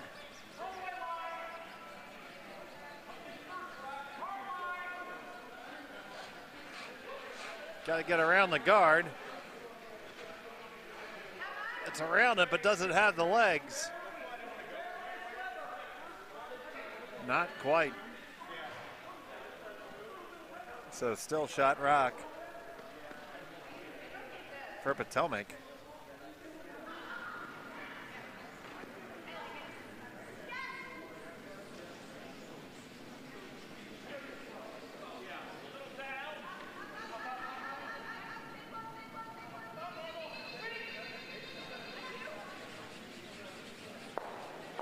So now Nick Smith's going to try draw another one in from him. Try bringing around the outside, around the outside, around the outside.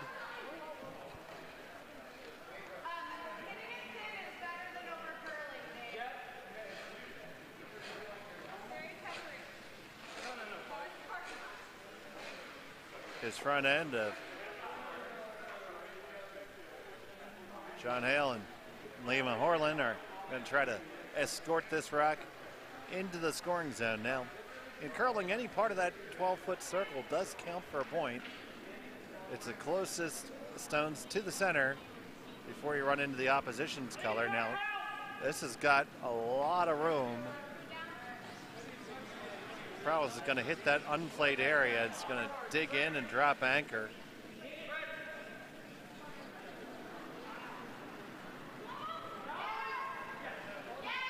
When you get out that far wide, it still will curl, but you're going to run into ice that has not yet been utilized.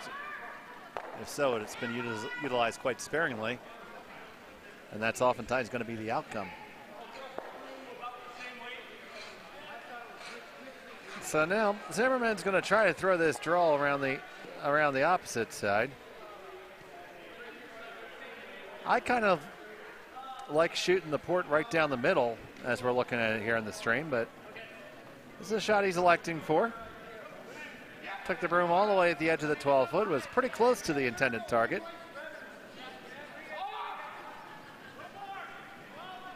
This has got a curl.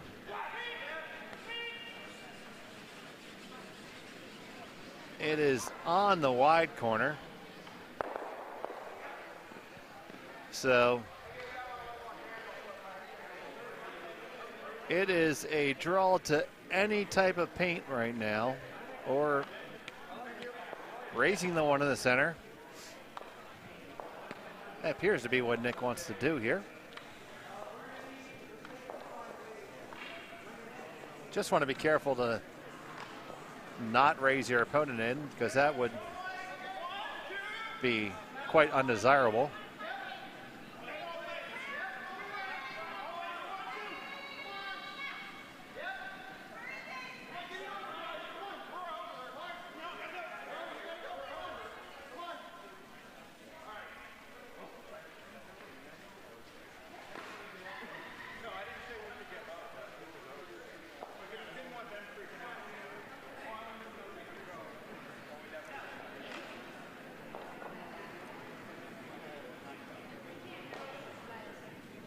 So Nick Smith, final rock at number 1. This is not in a place where it's going to do anything good.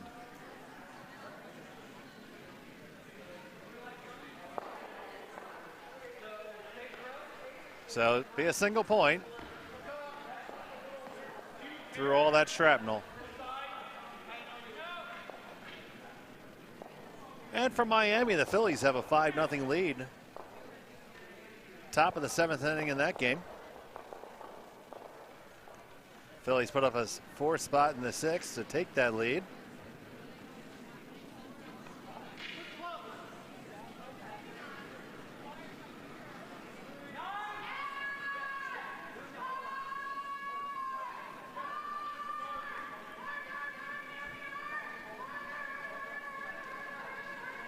Ranger Suarez has thrown 5 innings of shutout ball.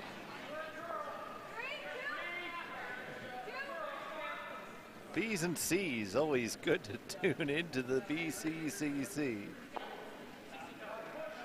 Interesting screen name.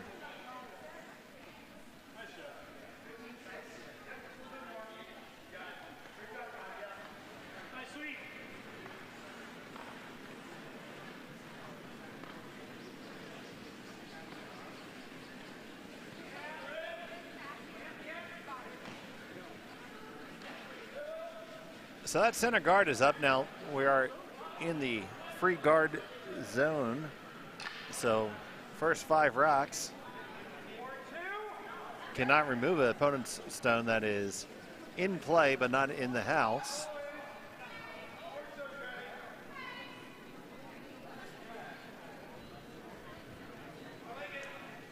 So we're going to see each team jockey for position here a little bit. The center guard is where Nick wants to be, and ultimately when you don't have hammer, you try to draw the scoring in towards the center, and when you do have hammer, you try to spread the action out to the sides.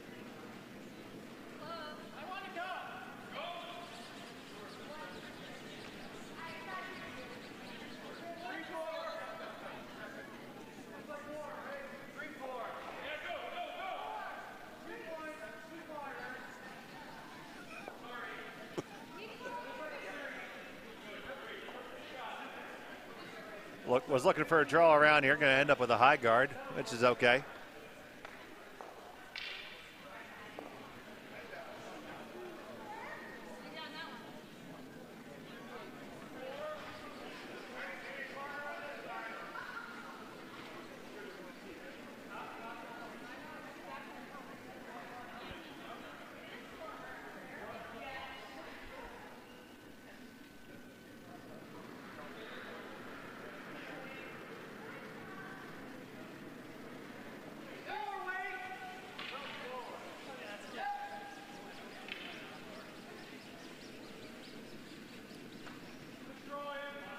So we have a pair of guards. Now another guard coming up.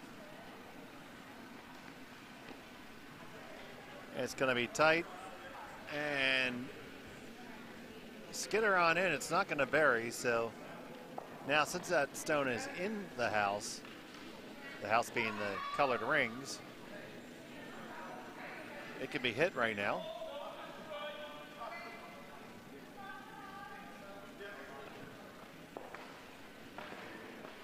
Well, B's and C's.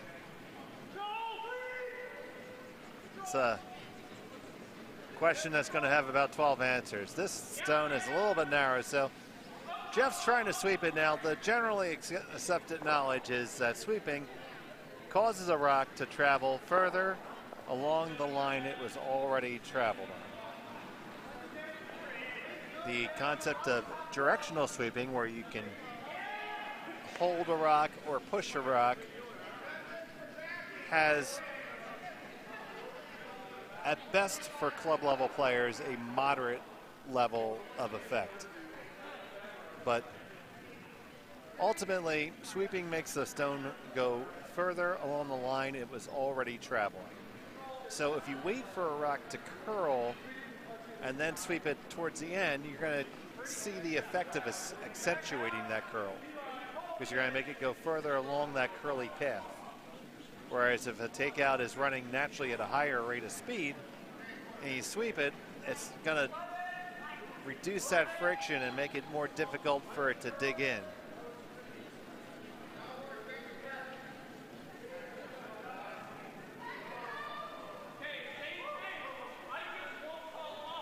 Generally thought that brushers can sweep a rock approximately 6 to 8 feet for distance for good club level players.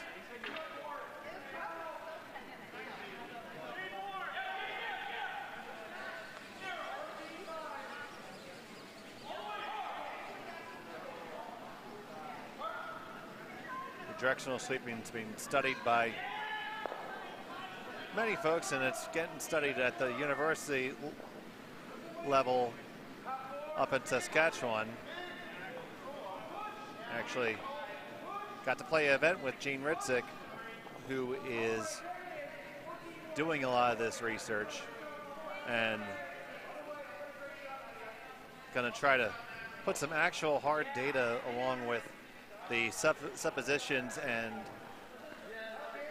confirmation bias that curlers have been seeing right now. Because if you think it works, it works. I mean, I definitely feel like it's confirmation bias plays a lot into the directional sweeping at the club level, but the one undisputed fact is that sweeping makes a rock go further along the line it was already traveling.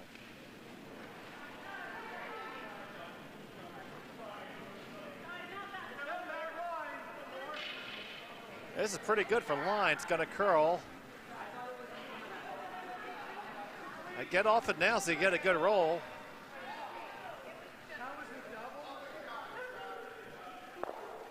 Does pick that rock out cleanly. At least Virginia sitting 3.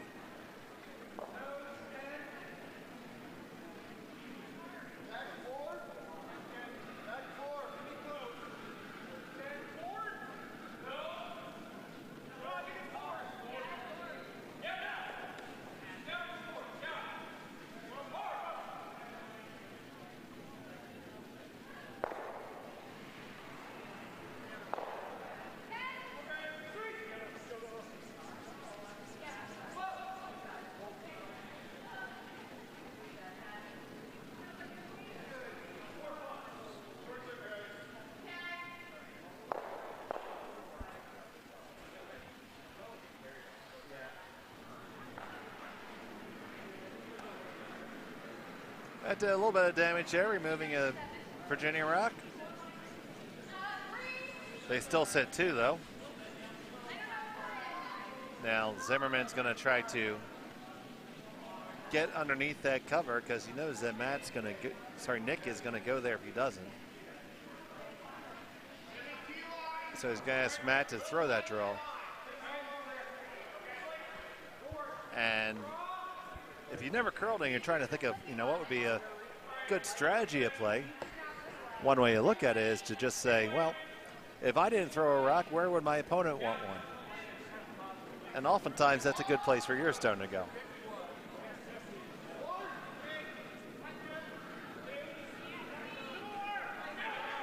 This one looks to be a little bit heavy for draw weight, though. And it's going to say good morning, afternoon, evening, and good night, and slide on through the house.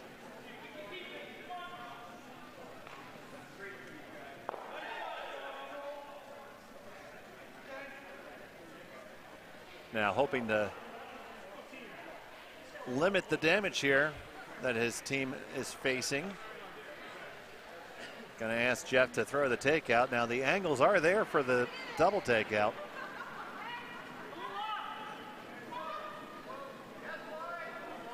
It's a long way to go for a double, though.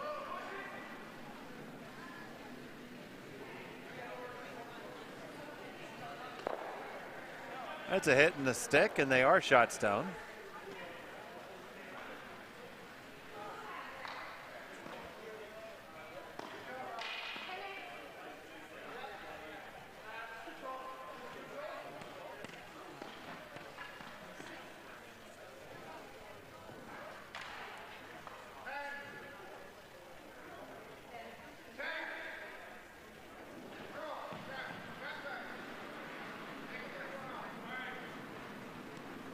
Here after some consternation there. Davis asking for a 10-second rock.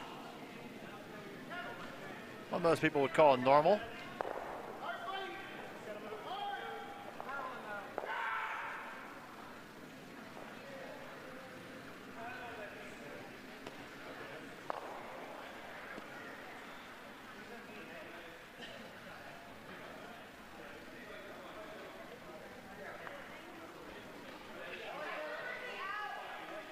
So that one hits and rolls out, so now can see the way out of the end here if you're Potomac. You can draw under and you feel confident in your draw weight and you can get there. You're going to have pretty much a free look at a steal, or could remove that red rock and still end up under cover and make Zimdog really have to work hard for the deuce. Nick is going to be aggressive here, and he's going to try to draw one underneath cover. I like the aggressiveness. Force your opponent to make a shot, take the game to them.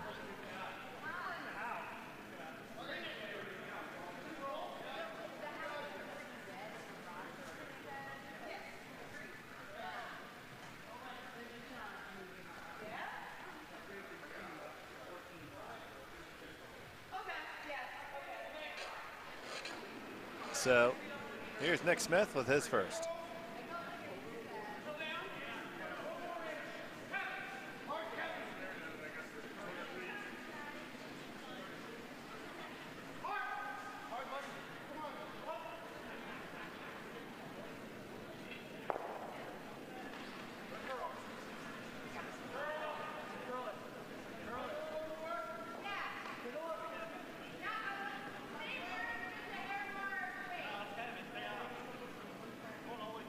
This one's come all the way up to speed, and now we're seeing here in the second end here, the ice has been worked in both directions now. And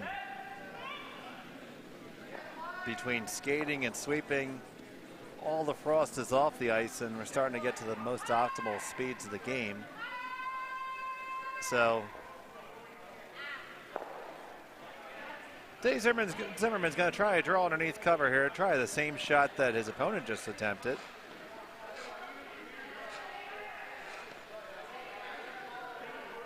Definitely the shot to call.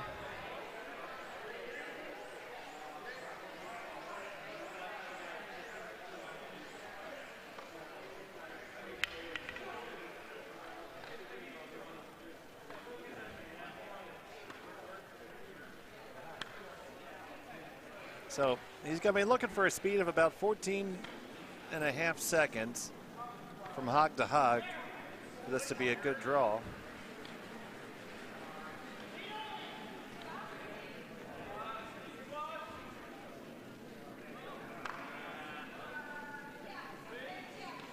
Ice is running great right off the bat here.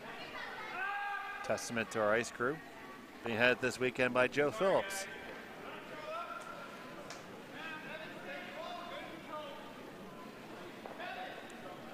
Dave Zimmerman with his first and number two.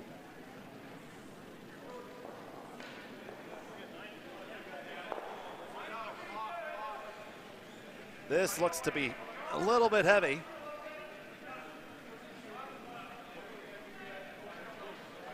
Split time of 12-8, that's not going to have a chance.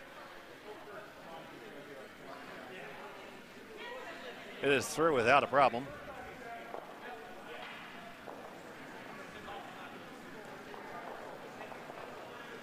So Nick's going to try to turn up the heat again. And stick one underneath cover there.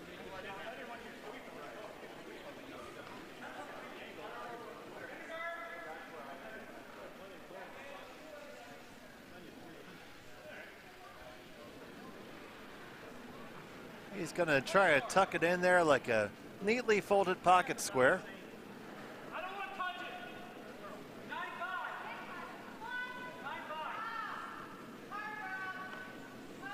They think this one might also be a little bit hot. Now see, each of the last 4 stones have been attempted down this very similar line. And the speed gets hotter and hotter and hotter when you do that.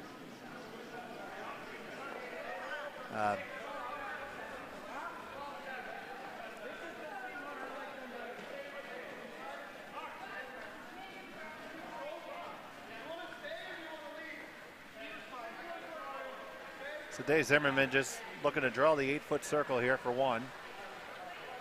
If he wants to take it on, he has a cutesy little chip for a deuce.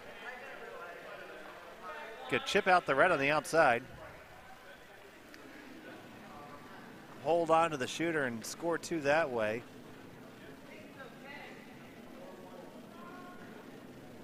Not an easy shot, not a really difficult one either. But just trying to draw the 8-foot here.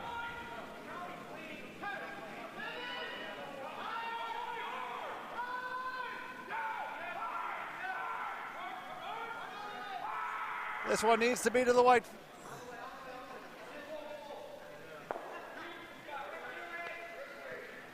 And that draw is there.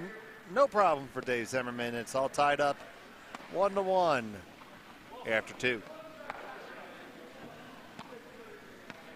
So what we saw in this last end was progressively the stones getting faster and faster going down the same line.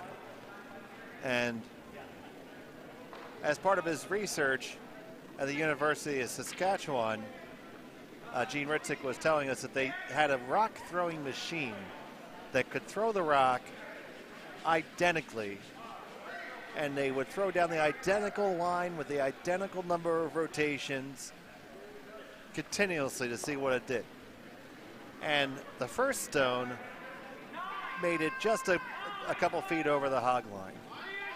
And by the time that they were done, 40 stones later, the stone thrown at the exact same velocity made it all the way to the back line. So that's about an 18-foot difference in distance just based on the speed of the end of the line. And even more interesting, as they were running this series of tests, they had to take about a 4-minute break because somebody had to use the restroom. And when they came back and threw that other one,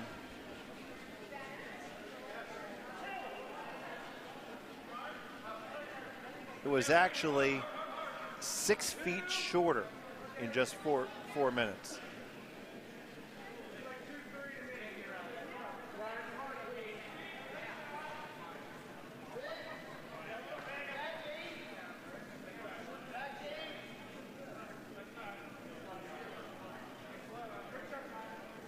So that just gives you a good idea of how such a little bit of a difference can come into play there.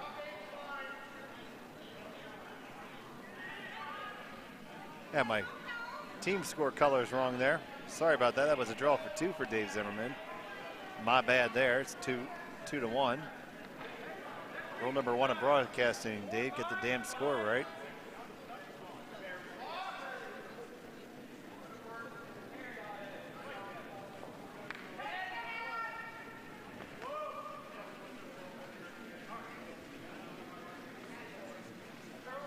Trying to get Jay's draw underneath there. It's going to nestle itself under there beautifully. And the people rejoiced.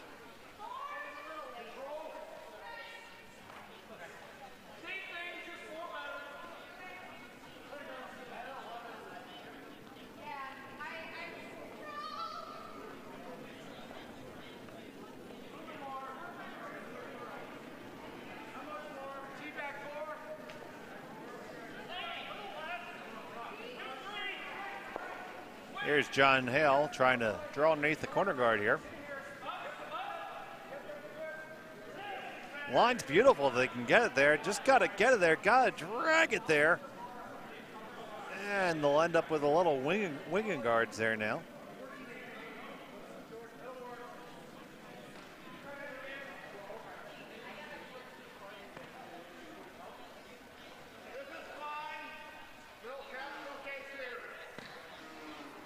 So here's Josh Crunk. He's the second for the Curling Club of Virginia.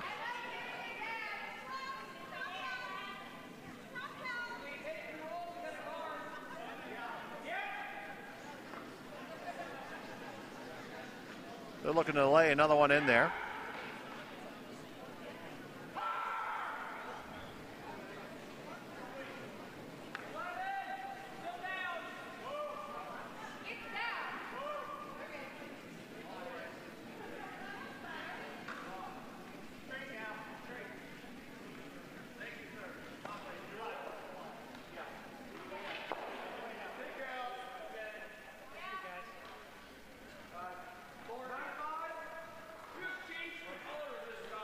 A little short of the house, but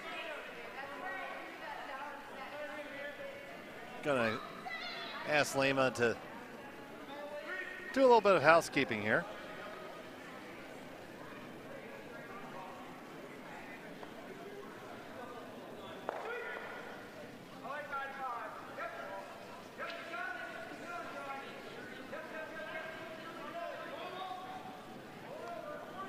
On the one, are you gonna get the double? Yes, you do. They all go away.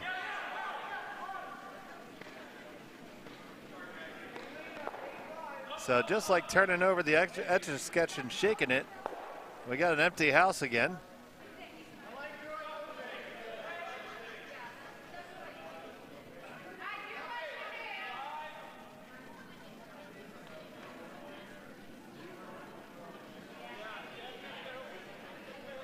Now, Dave's asking him to draw under.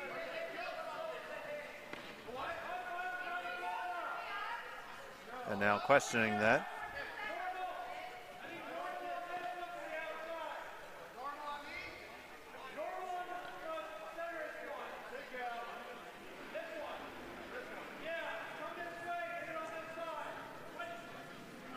So we have a little conversation here between our vice and Skip here, changing the call.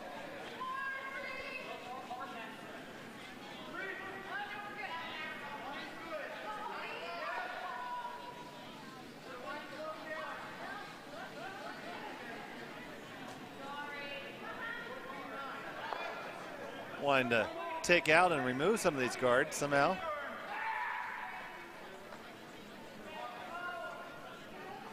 Gonna get one of them to move. Ooh. Did push that one on to be a biter. And he's got to hope that that doesn't literally come back to bite him at the end of the end. So just any little piece of the stone needs to be touching the 12-foot circle. And that one up front certainly is now.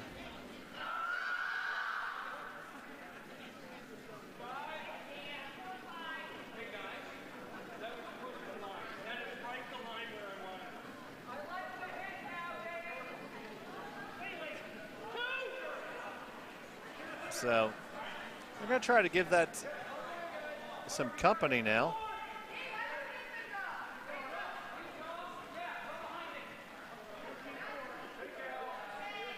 Wanted to get behind the guard, but probably not going to get that far. Actually curled a lot more than I thought it would. But it does leave them sitting two. Need a big roll under cover here to get out of dodge.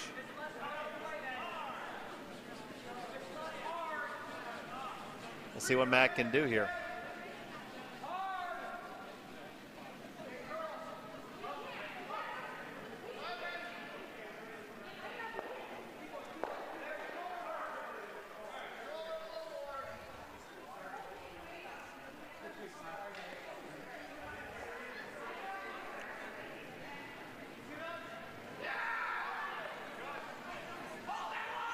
On it right off the bat. I don't know if they have to be on it quite this hard. Not going to get the roll. They already overswept it. Already overswept it. Might get away with it because it's half buried underneath the other one now. So a little unexpected bacon there. That's the best kind.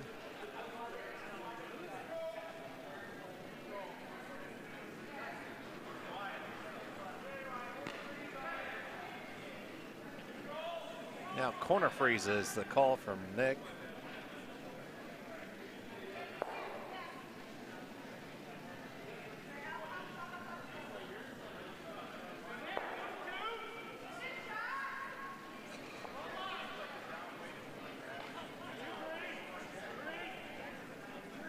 Jeff Grech, as required by anyone in the craft brewing industry, has a thick, gruff beard and an array of flannel shirts to wear with him.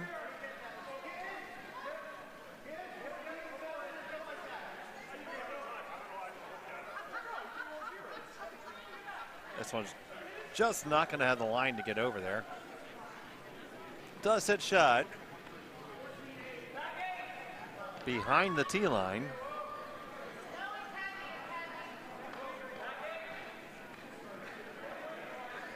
Once those stones get behind the tee line, they never do get closer.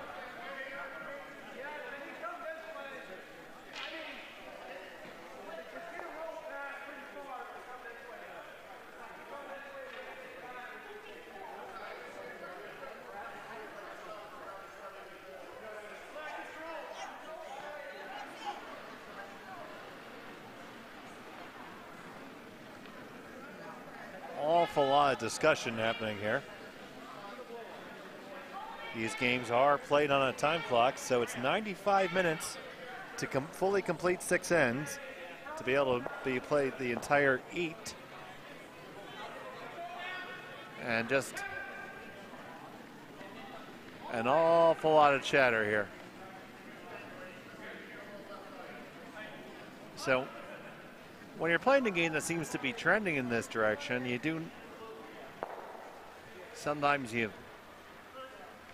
might make a comment to your opponent saying, hey, we might want to pick it up a little bit, or you just kind of mentally put in your head that you might only be playing a 7-end game.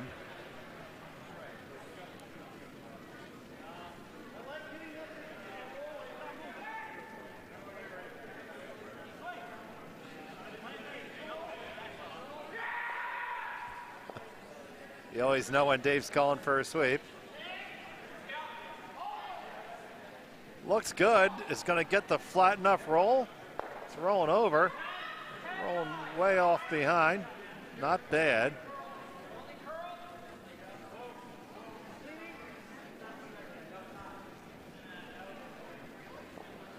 Well, a couple different possibilities here. You could run back to center. You could draw around, as Nick is alluding to.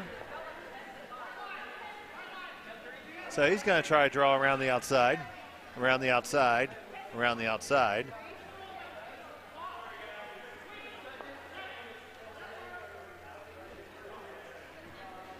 So Jeff Grech with his second rock of end number 3.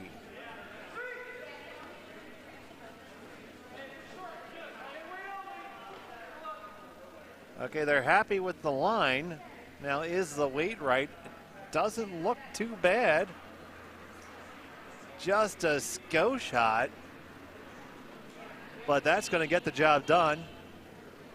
And it is shot stone for now.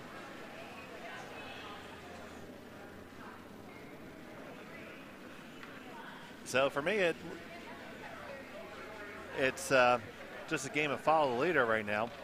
And to B's and C's, in a recreational Bonspiel like this, we do run a game clock, total running time, as opposed to individual team times.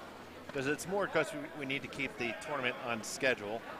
We have 19 draws of curling scheduled, starting at 8 o'clock in the morning and start all the way to scheduled 10:15 p.m. start times.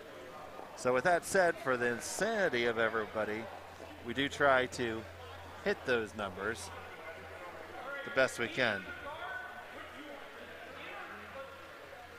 Now in a national or world level event, each team is timed individually with 38 minutes of thinking time allotted to each team.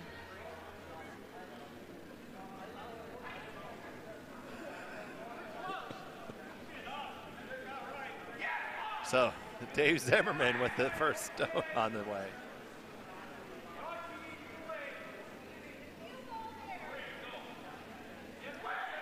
This has got to go. Got to go. The line's there. You got to drag it there, guys. Got to get it there all the way. Come on, get to the 4 foot.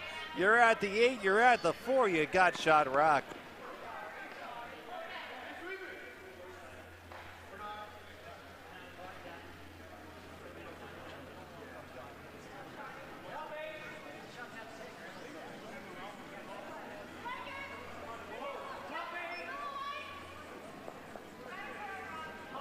So, the table's been turned a little bit here, and now, now it's going to be that run back. So here's a situation where you threw the good shot and you kind of invited your opponent and almost forced your opponent to throw what was probably a better call to begin with. So you made one, but if Nick can go and stick this, he could still have 3 in the conversation. So that's going to be a fun shot. You need to hit this rock just about 1.5 inches off center and run it back. It's about a 10-foot run.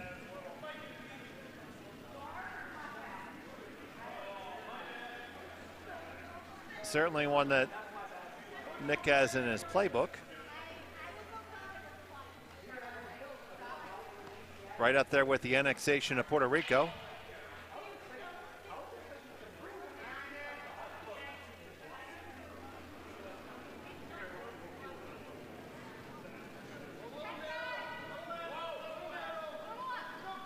Line's pretty close. Got to curl up just a little bit. Got to curl up just a little bit if you're going to get there. Getting really close now. Watch this. You're on the one. Bang, and running on to the next one. And you made the shot. Did you make it good enough? I think you did. I think it is indeed blue sitting one, and yep, there's a confirmation of it. So, great shot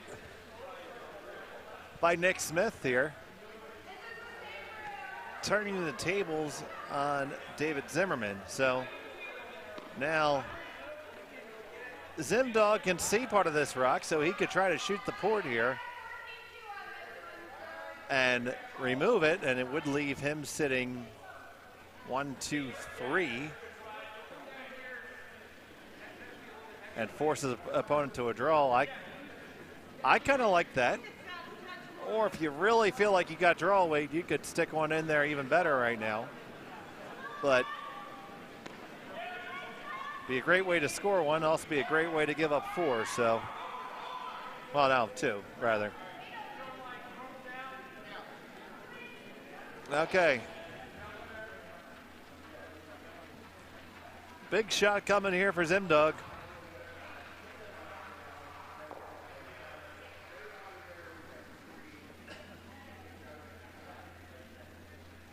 He can see about 1/3 of the stone from the hack, maybe almost half.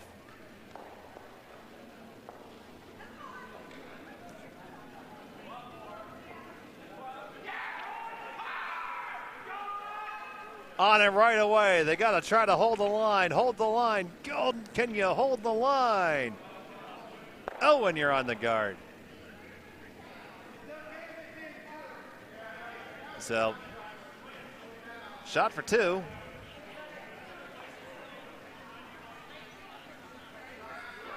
Coming up here for Potomac.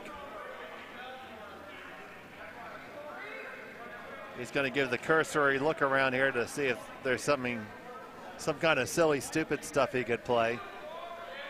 Don't think that that's forthcoming.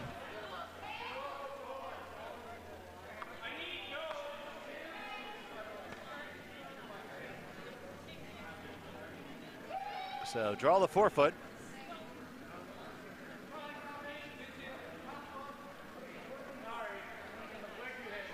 Every club has the crotchety old member who would say, if you can't draw the 4-foot, no business skipping.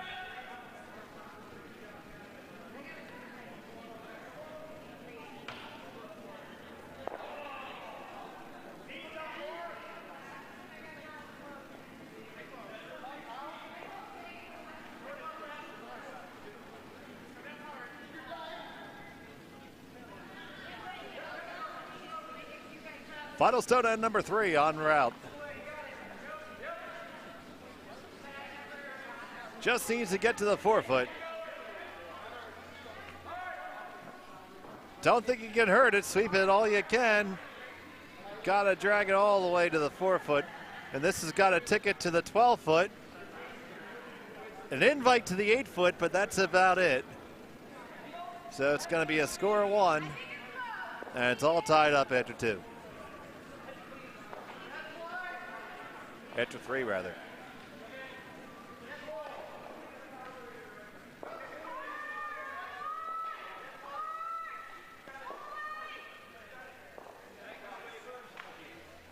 Taking a look at some other games we have going on around here. We have Rick Eswine's team from Plainfield with a 5-1 lead, making some point of parliamentary inquiry with our Bonspiel chair, Dan Pearson. They're playing Anthracite. We have a tie game on sheet D. That's tied at 1-1 after 3. And it's a 4-1 lead in favor of the squad from Jersey Pinelands with Ryan Adamson.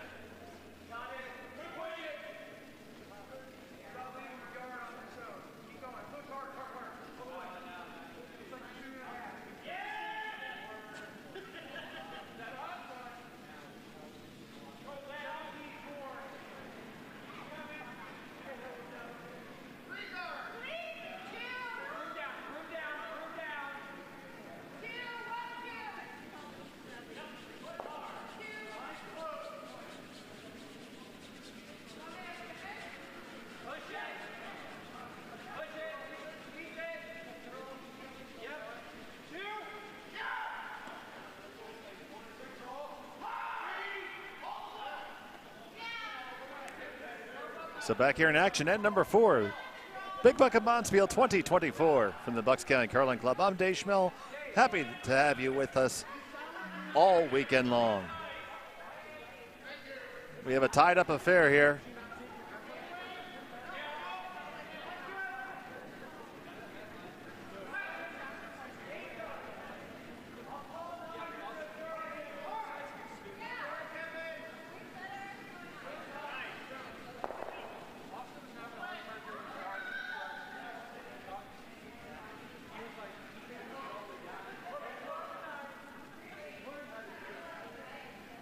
Right now, Potomac Curling Club has the Bluestones. And the hammer belongs to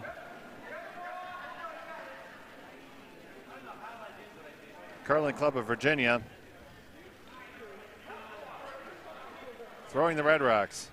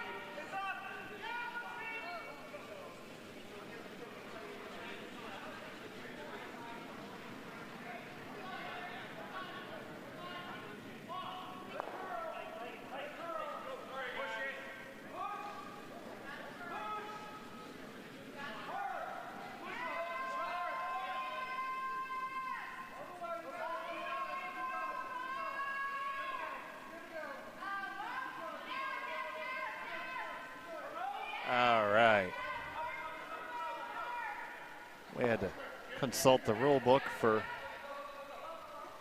a possible scenario, which hopefully won't occur.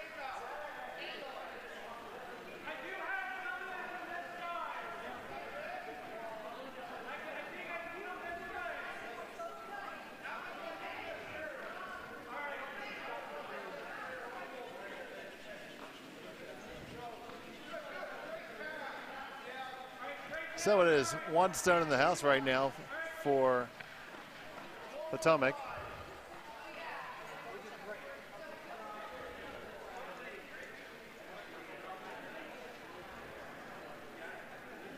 Team Zimmerman trying to ease their way on in there.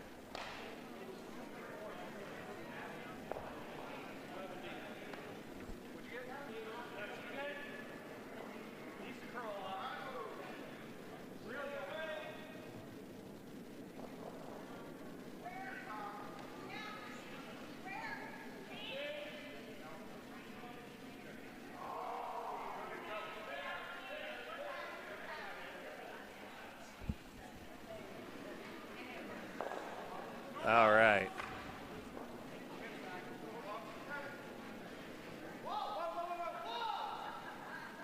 Back here, that draw did not make it in, so I take the simple approach of a hit and roll over.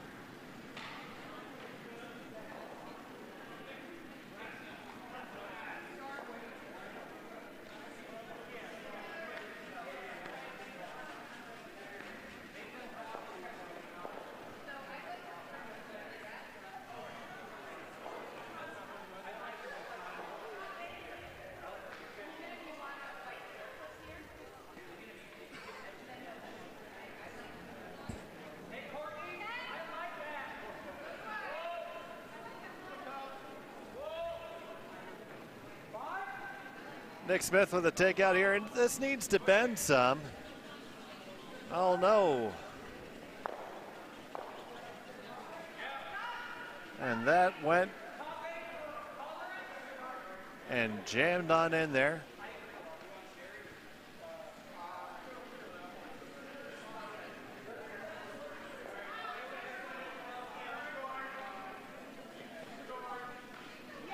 It'll give Zimmerman an unexpected gift here, a chance to guard a shot that's right there at the top of the pin.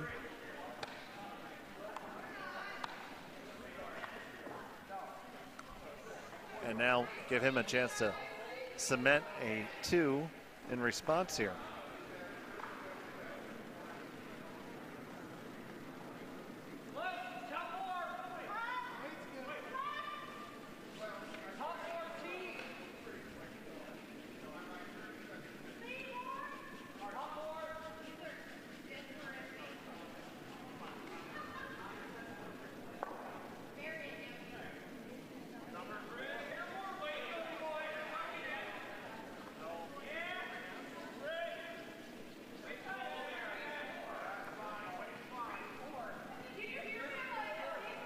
I think the weight is all the way there.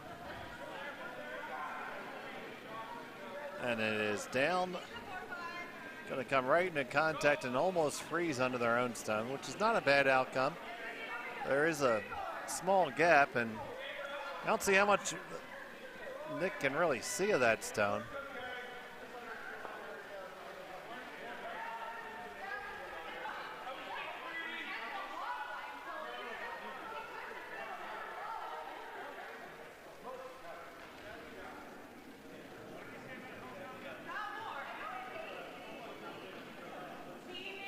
Alternatively, and now I see Nick looking at it, is to come the long way around that very, very high guard and get to the pin that way. I think that's might be the better shot. Now, you might be wondering, gee, Dave, that stone's in contact with the hog line. I thought it had to be all the way across the hog line, and you are correct, but as long as that stone made contact with a good stone in play, it can remain there. And if a stone was going to hit that further up and even be further into the center area, the non-plane area,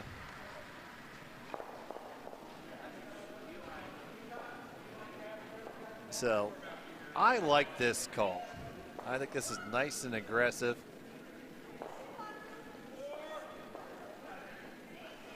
And really probably the most makeable shot. This definitely shows some good thinking by the back end team here for Potomac of Nick and Jeff. Yes, this is a little bit of creative thinking. Just going to draw all the way around everything. Certainly there. I'm looking forward to this.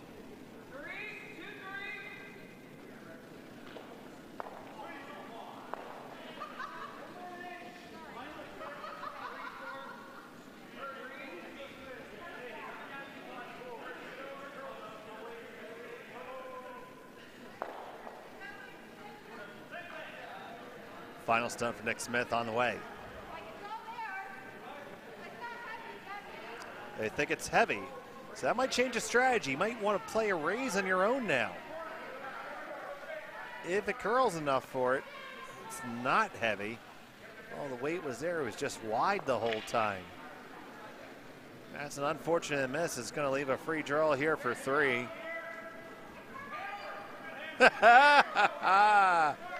There it is. Matt just suggested a guard, and Zimmerman reminded him, hey, buddy, we have hammer here. Why don't I just throw another one in?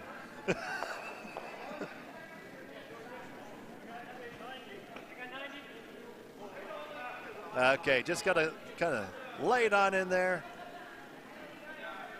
Make the layup. You can use the glass here. Won't even make you call the glass. And it kisses off the window and count them up 1, 2, and 3. Score 3 here for Curling Club of Virginia. Halfway through this game, they're up 5-2.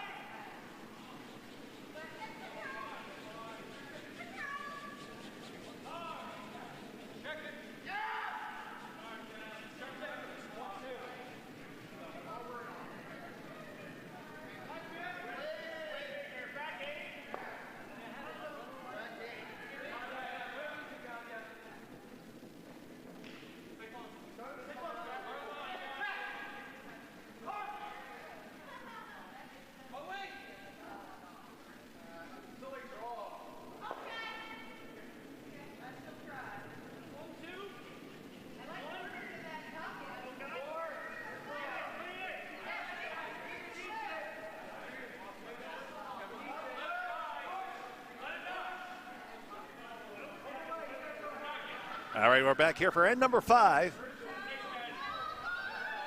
As a team from Potomac that finds himself down by 3 stones now.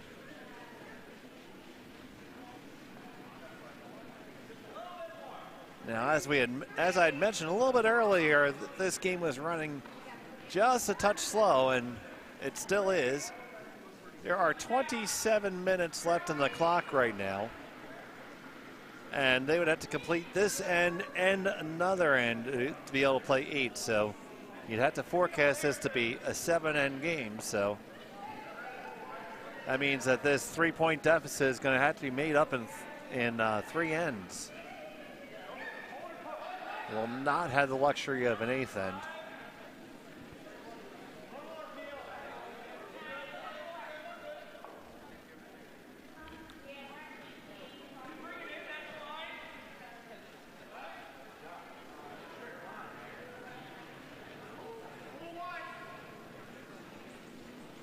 You would think that both teams would be eager to get off the ice. I know at least some of them have local ties. I know that at least somebody on that ice has to be a Baltimore Ravens fan. They are tied up against the Chiefs here. Week 1 of NFL action.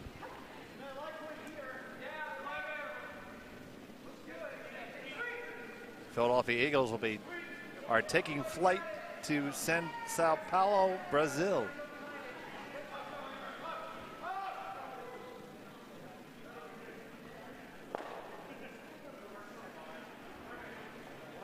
A nice hit and roll over there. Has them sitting 2 underneath cover.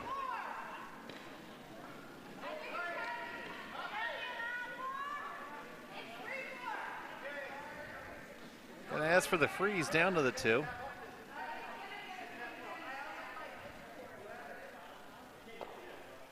Not a bad call, but I wouldn't be totally opposed to peeling the guard here either.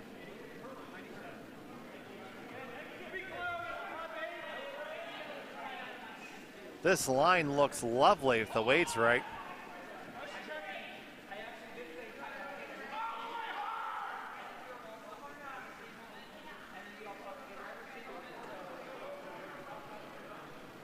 They're gonna drag it, and it's just gonna nibble the top of the house.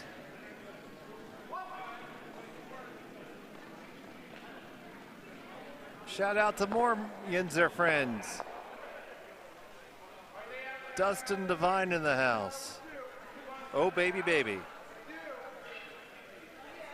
We know that him and Big Sexy Curling Company will be playing here.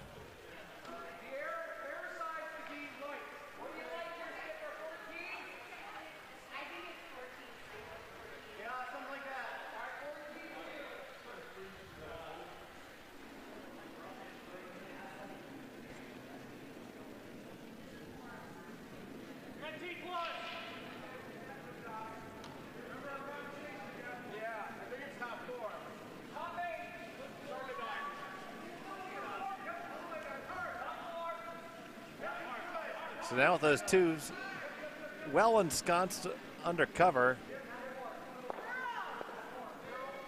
Nick's going to split the house here and try to draw Zimmerman's attention away from that rock. So now he's going to ask for the hit and roll over, asking for peel weight.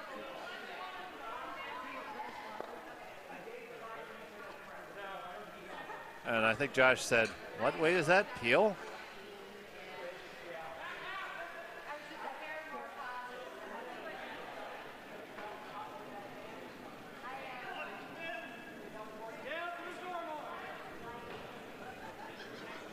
And that is got some rotation on it, that's for sure. Because of that, she's just going to skid her right on past.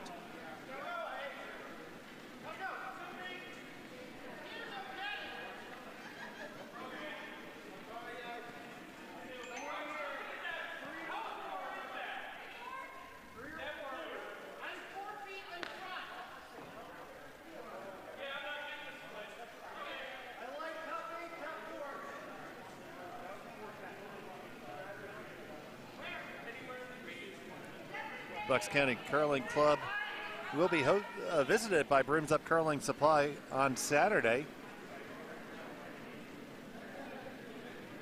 Gary's making his stop with his truck of stuff.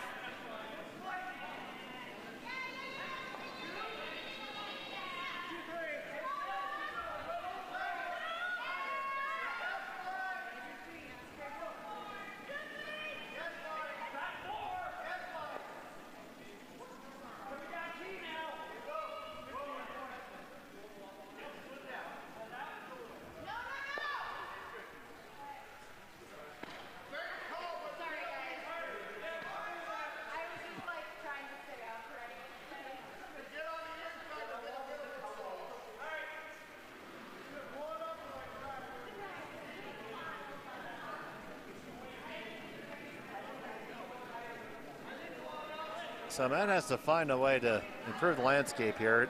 The facing 4 on this one right off the jump. Gotta sweep it hard for line. Gonna get it. Nothing. Oh my goodness.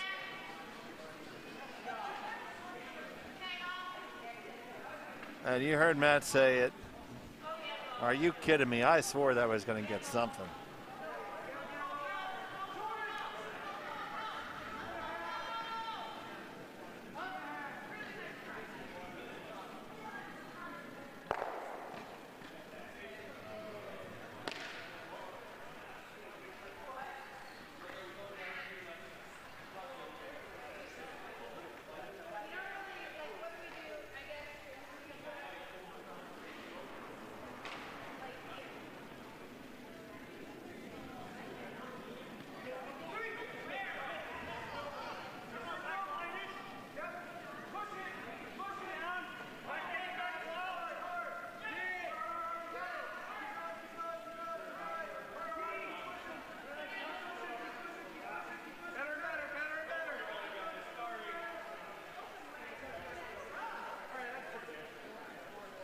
So a guard has now been laid up on them. Guarding their 4 in the house. So the question now if you're Dave Zimmerman is how do you, well, first of all, how did I get here? Now what do I do now that I'm here? Now, I think that the answer does not begin with hitting right now. I think that you have 3 rocks. Good opportunity to throw a draw in there. You got all this cover around. You got to be able to find your way in there. What do you guys think in the feed here? I'm thinking the draw is the way to go. Love to see what you guys think. The hit's going to be the call.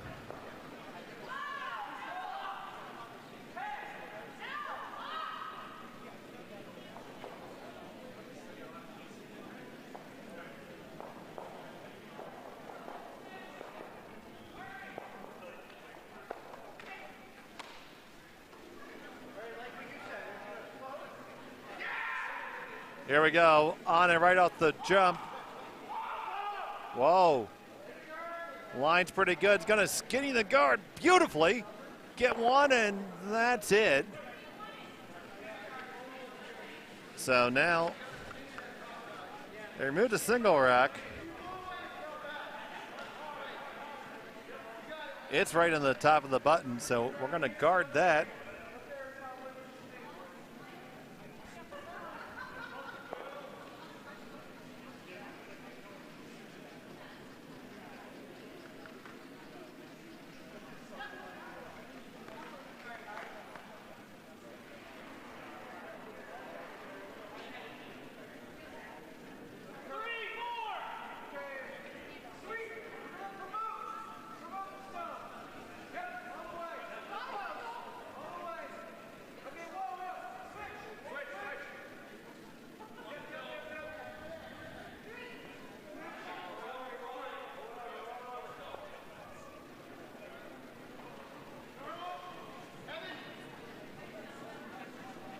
That guard did not cover up anything.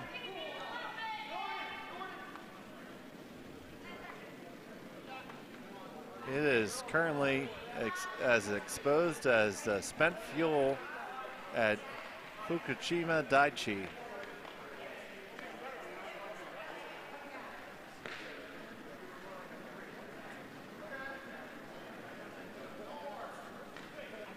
So Zimdog's gonna shoot for one, maybe get the double out of it. The triple's probably technically there.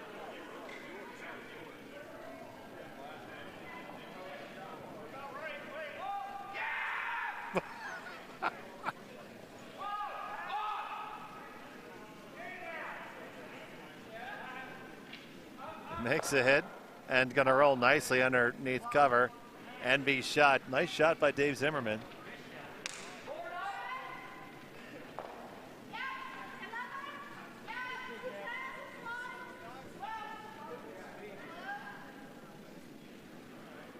So 2 shots, and now it's Nick Smith going from how do I score 4 or 5 to, well, let's just score now. So he's gonna instantly embrace throwing the skip deuce here. Just going to throw two draws to the 4-foot and try to get the 2 the old-fashioned way.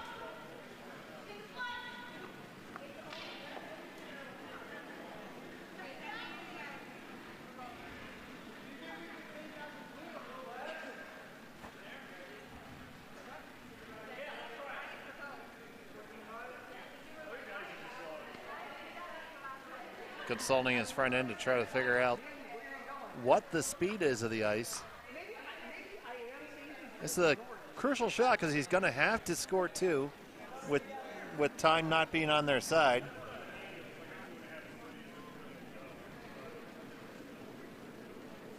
This is all about the weight. The line looks pretty good.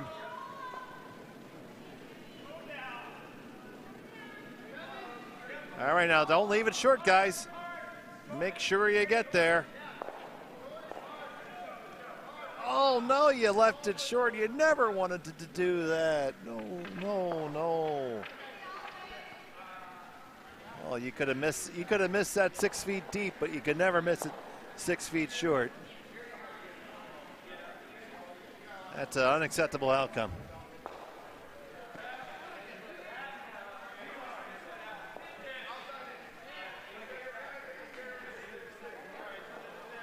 Now, looks like Zendog's going to try to loop one around the outside to get to the 4-foot.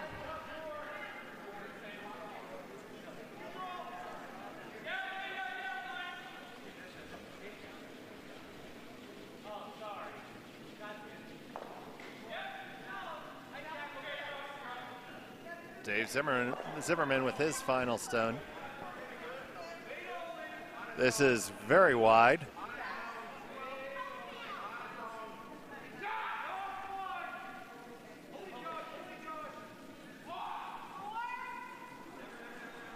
Not as wide as I thought, and the weight's pretty darn good too. That's back-to-back good stones for the skipper.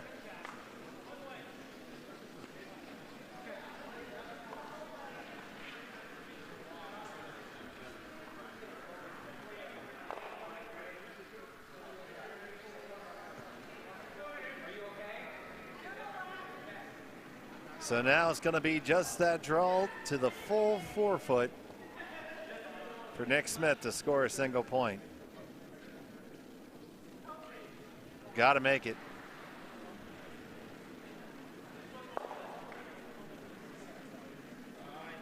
Final stone at number 5.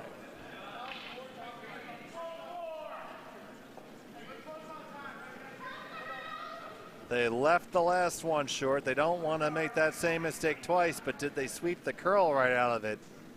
And oh my, they did. So that's a steal of 2 for the Curling Club of Virginia. And my, how the tables have turned. It's now 7-2 after 5 ends. 6 end coming up in just a minute.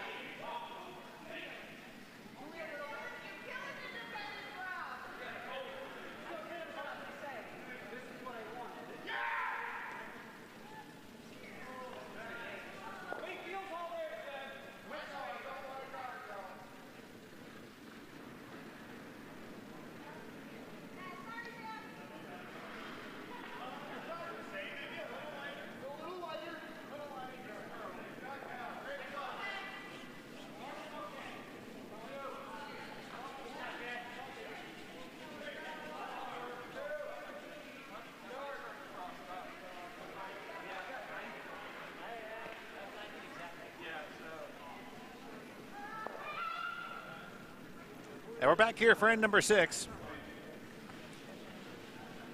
Big Buckin Bonspiel 2024, 7th iteration.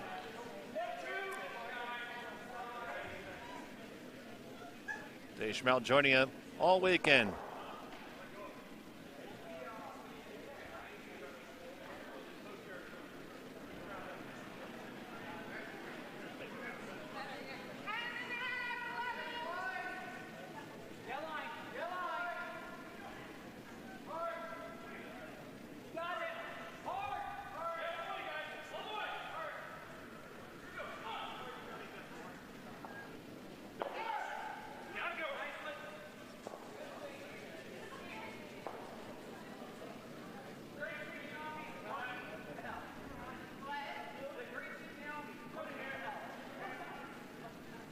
Right now, Curling Club Virginia does not need any guards, so they're just going to lay them all into the house. Guards are their opponent's friends. Nick needs to avoid it, and you see Nick calling the game at an accelerated pace, knowing that he probably needs all 8 ends in, so he's going to try to squeeze this end in. He's really tough with just 10 minutes left.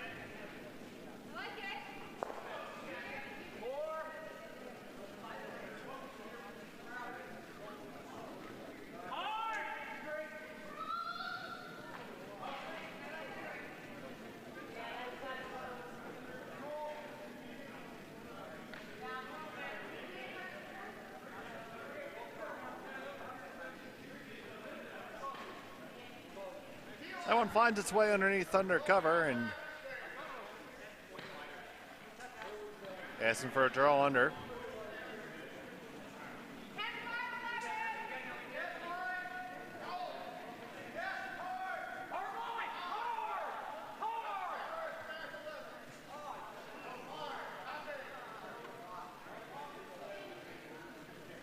Looking for a 4-5, so that's the 12-foot or 8-foot circle.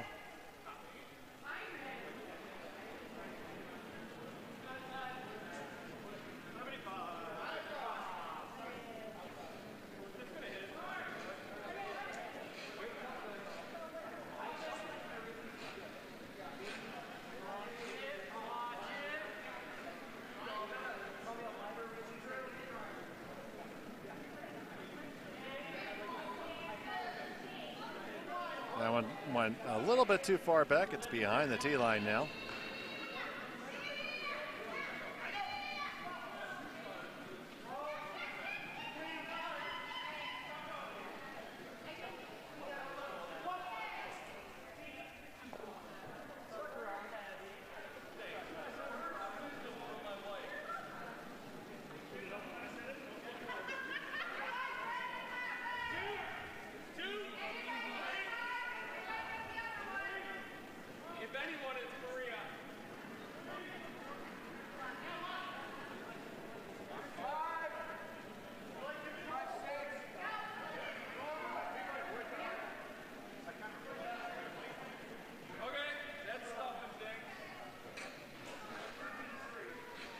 This one's going to ease its way on in and just kind of nuzzle back the opponent's rock.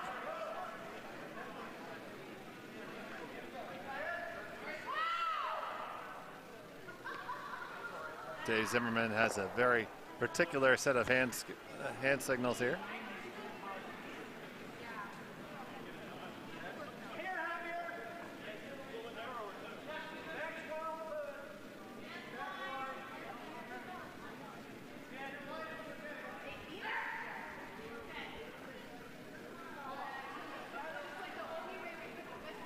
This is going to accomplish the job nicely.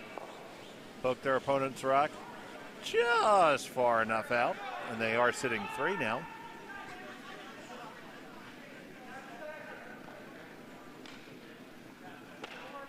Nick knows the only answer is to draw.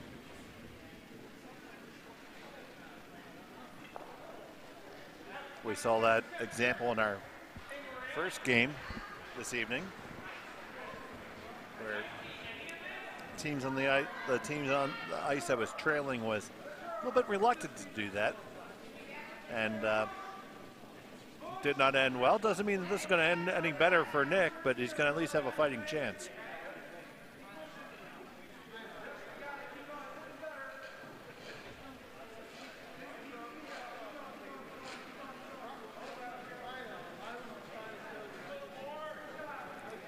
Beautifully thrown draw. Just about the same amount hanging out there. About half a rock.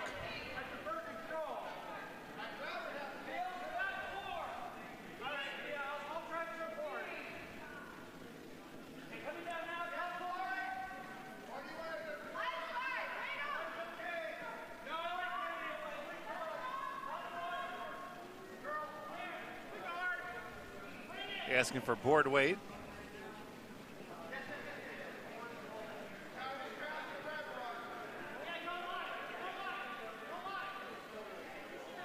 I think Nick just realized that a 7-end game is a fait accompli.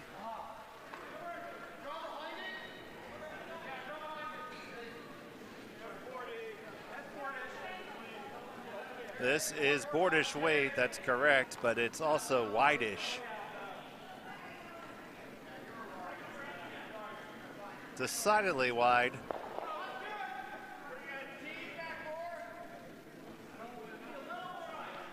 So now a really good shot would be come down and make that draw even just a little bit tighter on in there. 4 minutes and 45 seconds to throw 5 rocks. Doable. But it's going to be tight. Other games are moving much more swiftly.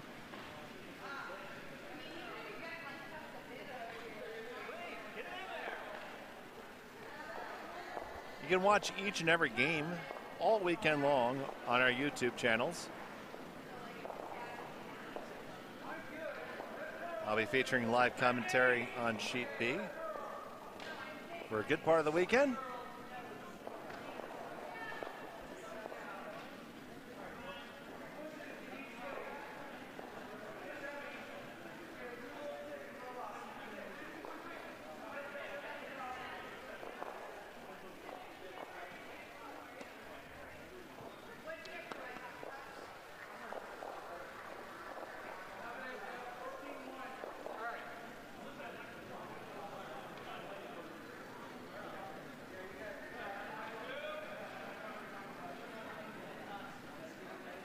Dave Zimmerman coming up with the plan of attack.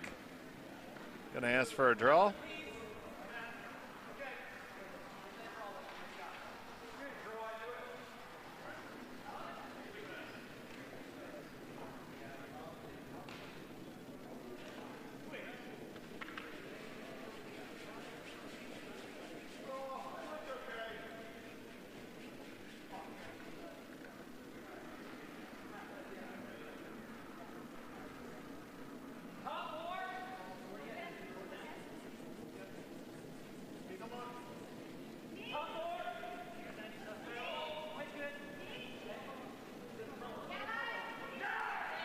Need this one to curl.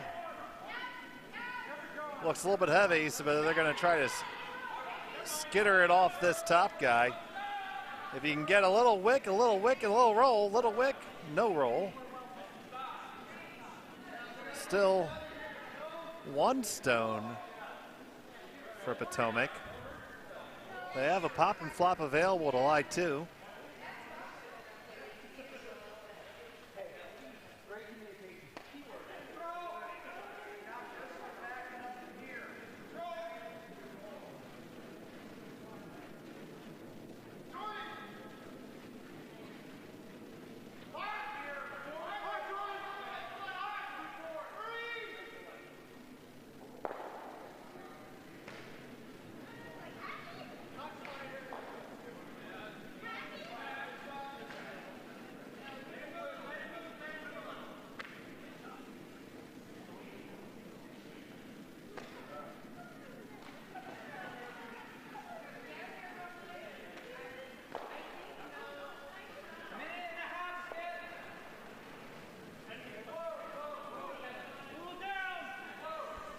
All right, so here's the final stone for Jeff Greck.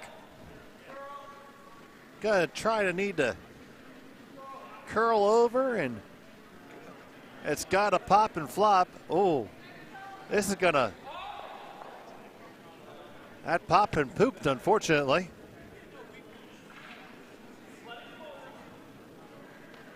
That outcome was just straight booty.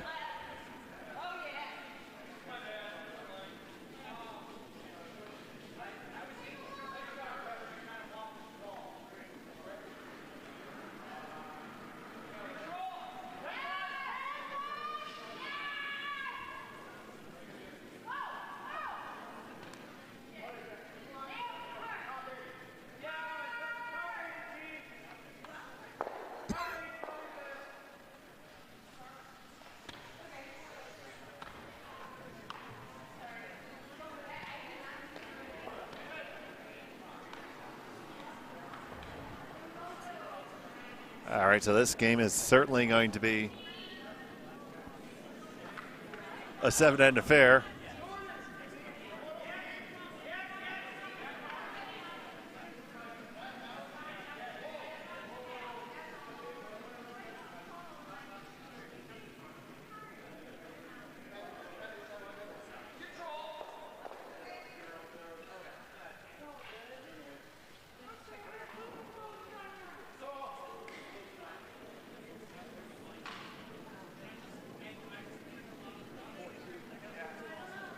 First skip rock for Dave Zimmerman. He's going to try to tuck one in there and under.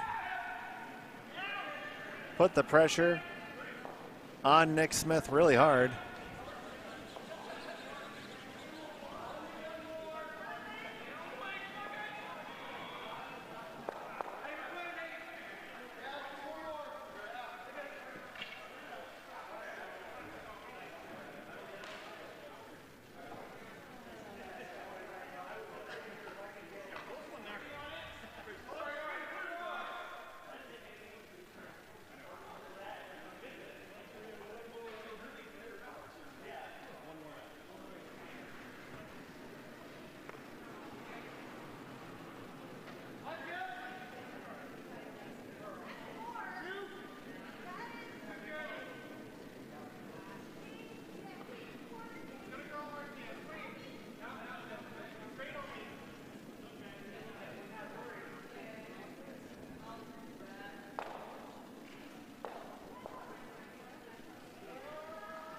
All right.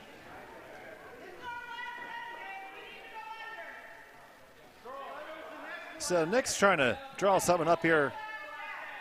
Just a little creative. Trying to hit off the one and maybe come around the world and up, back up. So the idea is to hit the one on the left of the screen as you're looking at it, into the one behind it, and actually the rocks will gear and actually spin further closer. So that part where I said once they're behind the tee line they don't get any closer, I may have lied.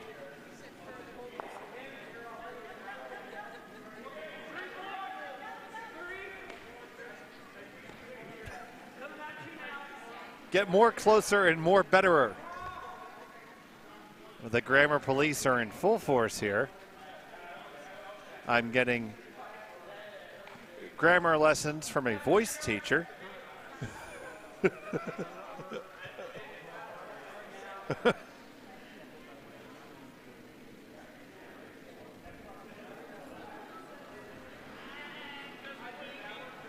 I like that call. I think that's the right thing to do.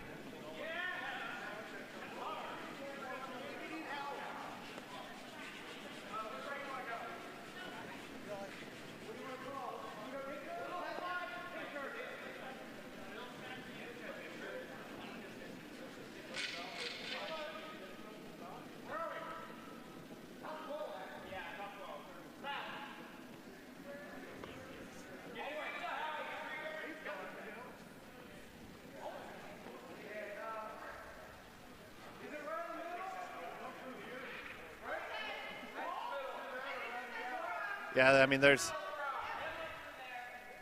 looks like we're increasing the degree of difficulty here where it's not warranted. So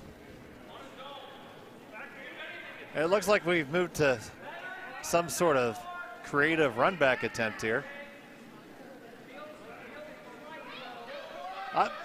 From where I'm standing, the around the world shot looks like it's there, but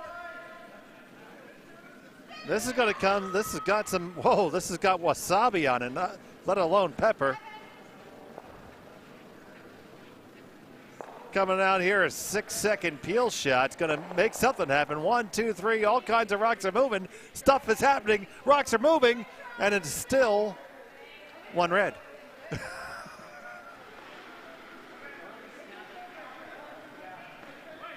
So now,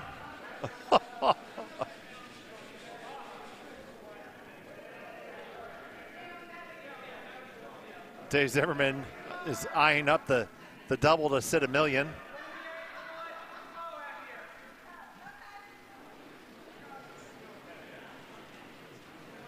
Or you could just, throw it top of the 8-foot someplace, or God forbid, top 4. But what do I know? I'm just standing here.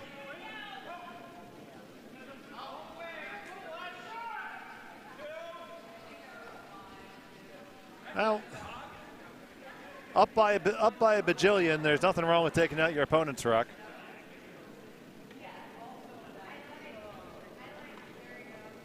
So David Zimmerman, oh, that rock jumped. It took a left turn in Albuquerque.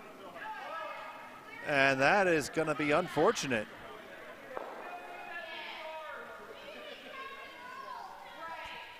Now, is there any way at all that Nick can weasel this into 3? Now, I don't know for 3, for 2 for sure.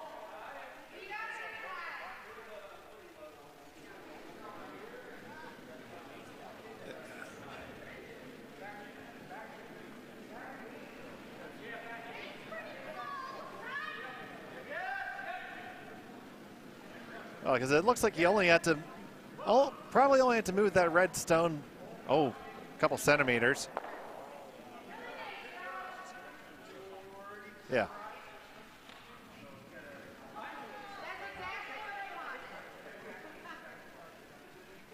No super creative shots available for a lot.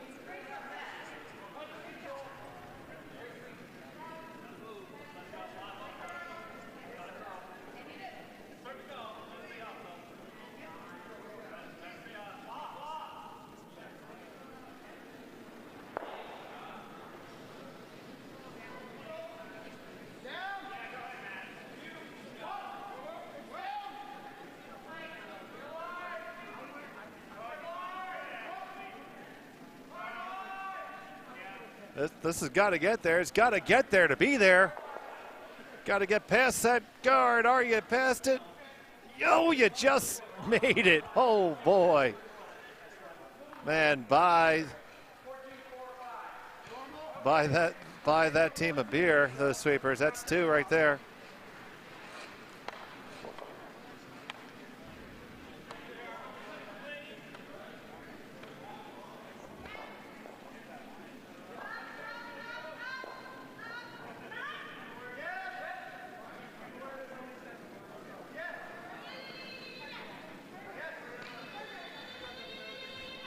All right.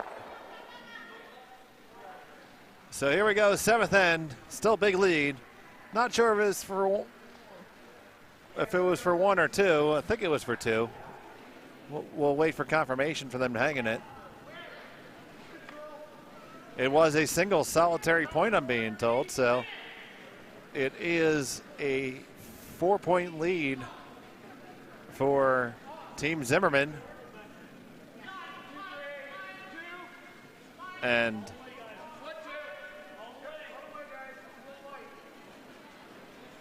the moment may be fleeting here for Potomac. We got a really tight one over on our Sheet D game between Schenectady and Potomac. Really good game over there. They're playing their final end tied. Tight game on Sheet C. Although it is Bucks County up 2 with Hammer in the 7th.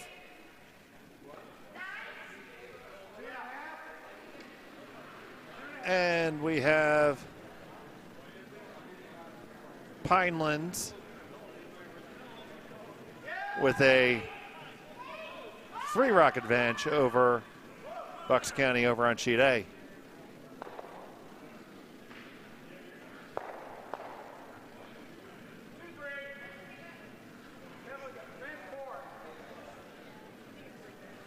So they're going to need all the rocks to be in play here.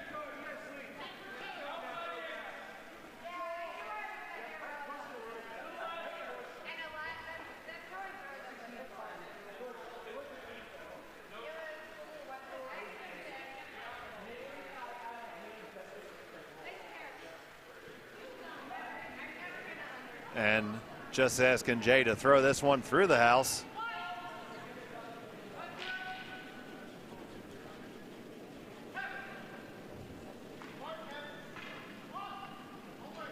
Definitely accomplished the objective there.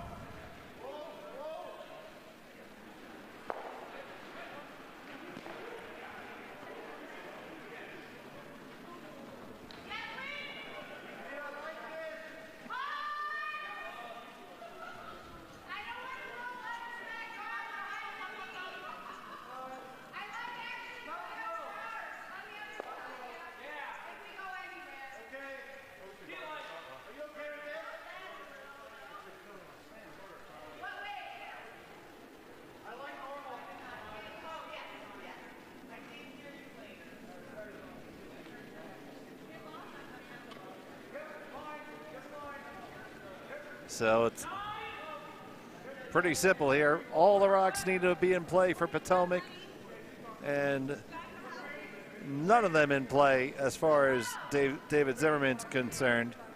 And now the free guard zone is over. I'm not peeling any of the guards.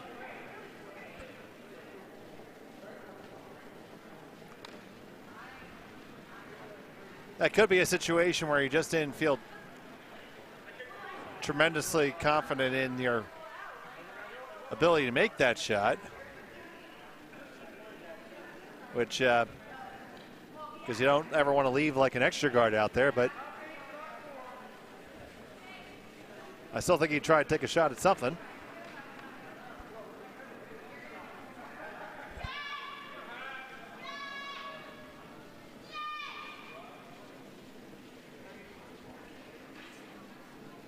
So Lima Hormland.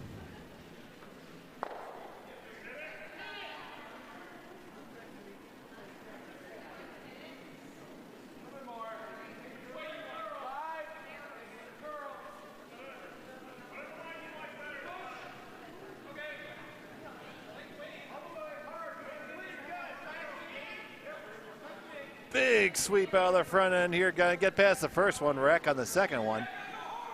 So, okay, you got 4 guards up, and now you need to score 4 points. Hit something. Wondering what to throw.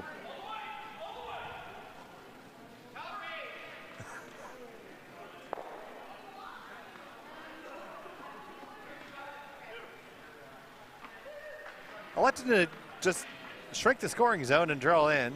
Now,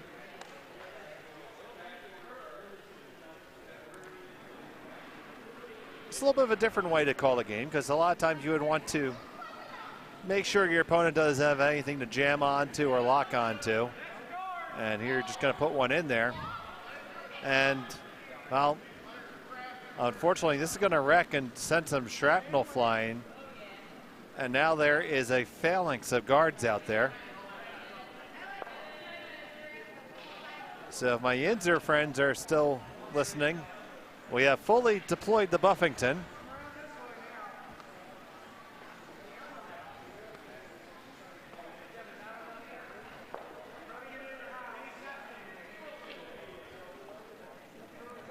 And now it's time to draw, and then draw some more.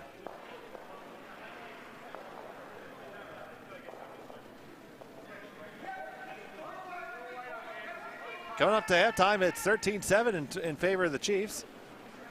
Ravens are driving with 27 seconds left in the second half.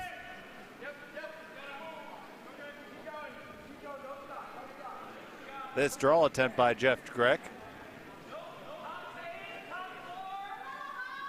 is right on down to the back forefoot. They finished it off. It is only just slightly obscured, though. How much you can see, you could have seen a lot more if you started peeling the guards, but you can see about, to answer the question, about 7/8 of the rock. Okay, we're 2/3 or 3/4.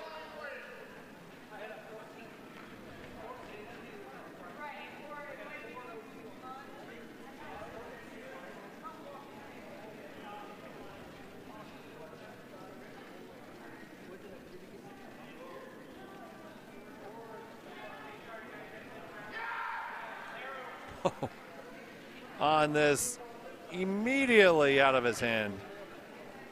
I think they can hold it, though.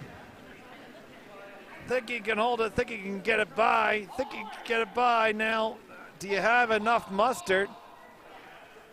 Oh, it's just about draw weight, so now it's going to curl past. It's second shot, so got to keep on drawing if you're Potomac here. Throw him in, throw him in.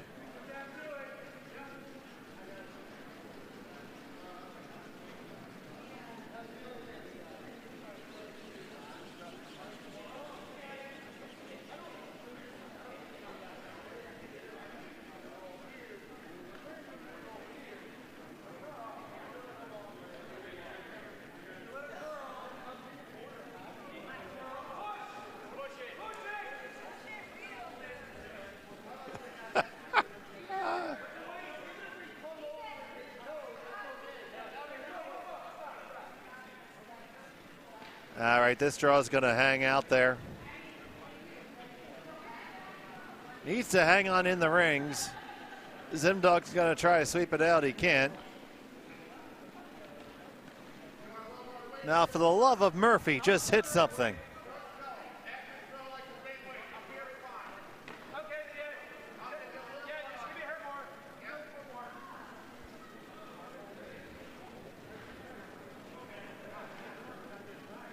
Electing to throw the draw.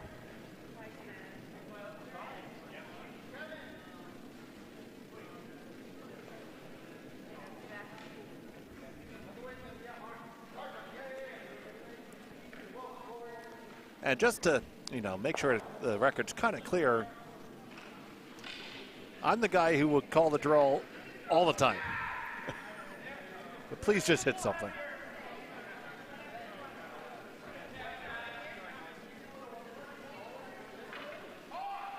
Okay, this shot is around the guard. And there we go. We hit one, and we removed it.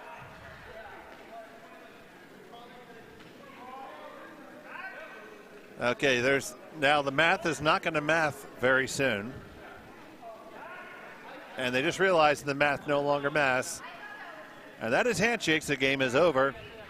Congratulations to Team Zimmerman from the Curling Club of Virginia.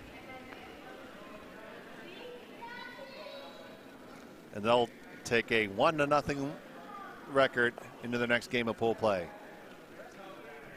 That's going to be all for my broadcast today. Tune on in tomorrow. We'll be doing this all day from 8 o'clock all the way through to midnight. It's going to be fun. It's going to be something, but we will do it tomorrow. Good night, everybody.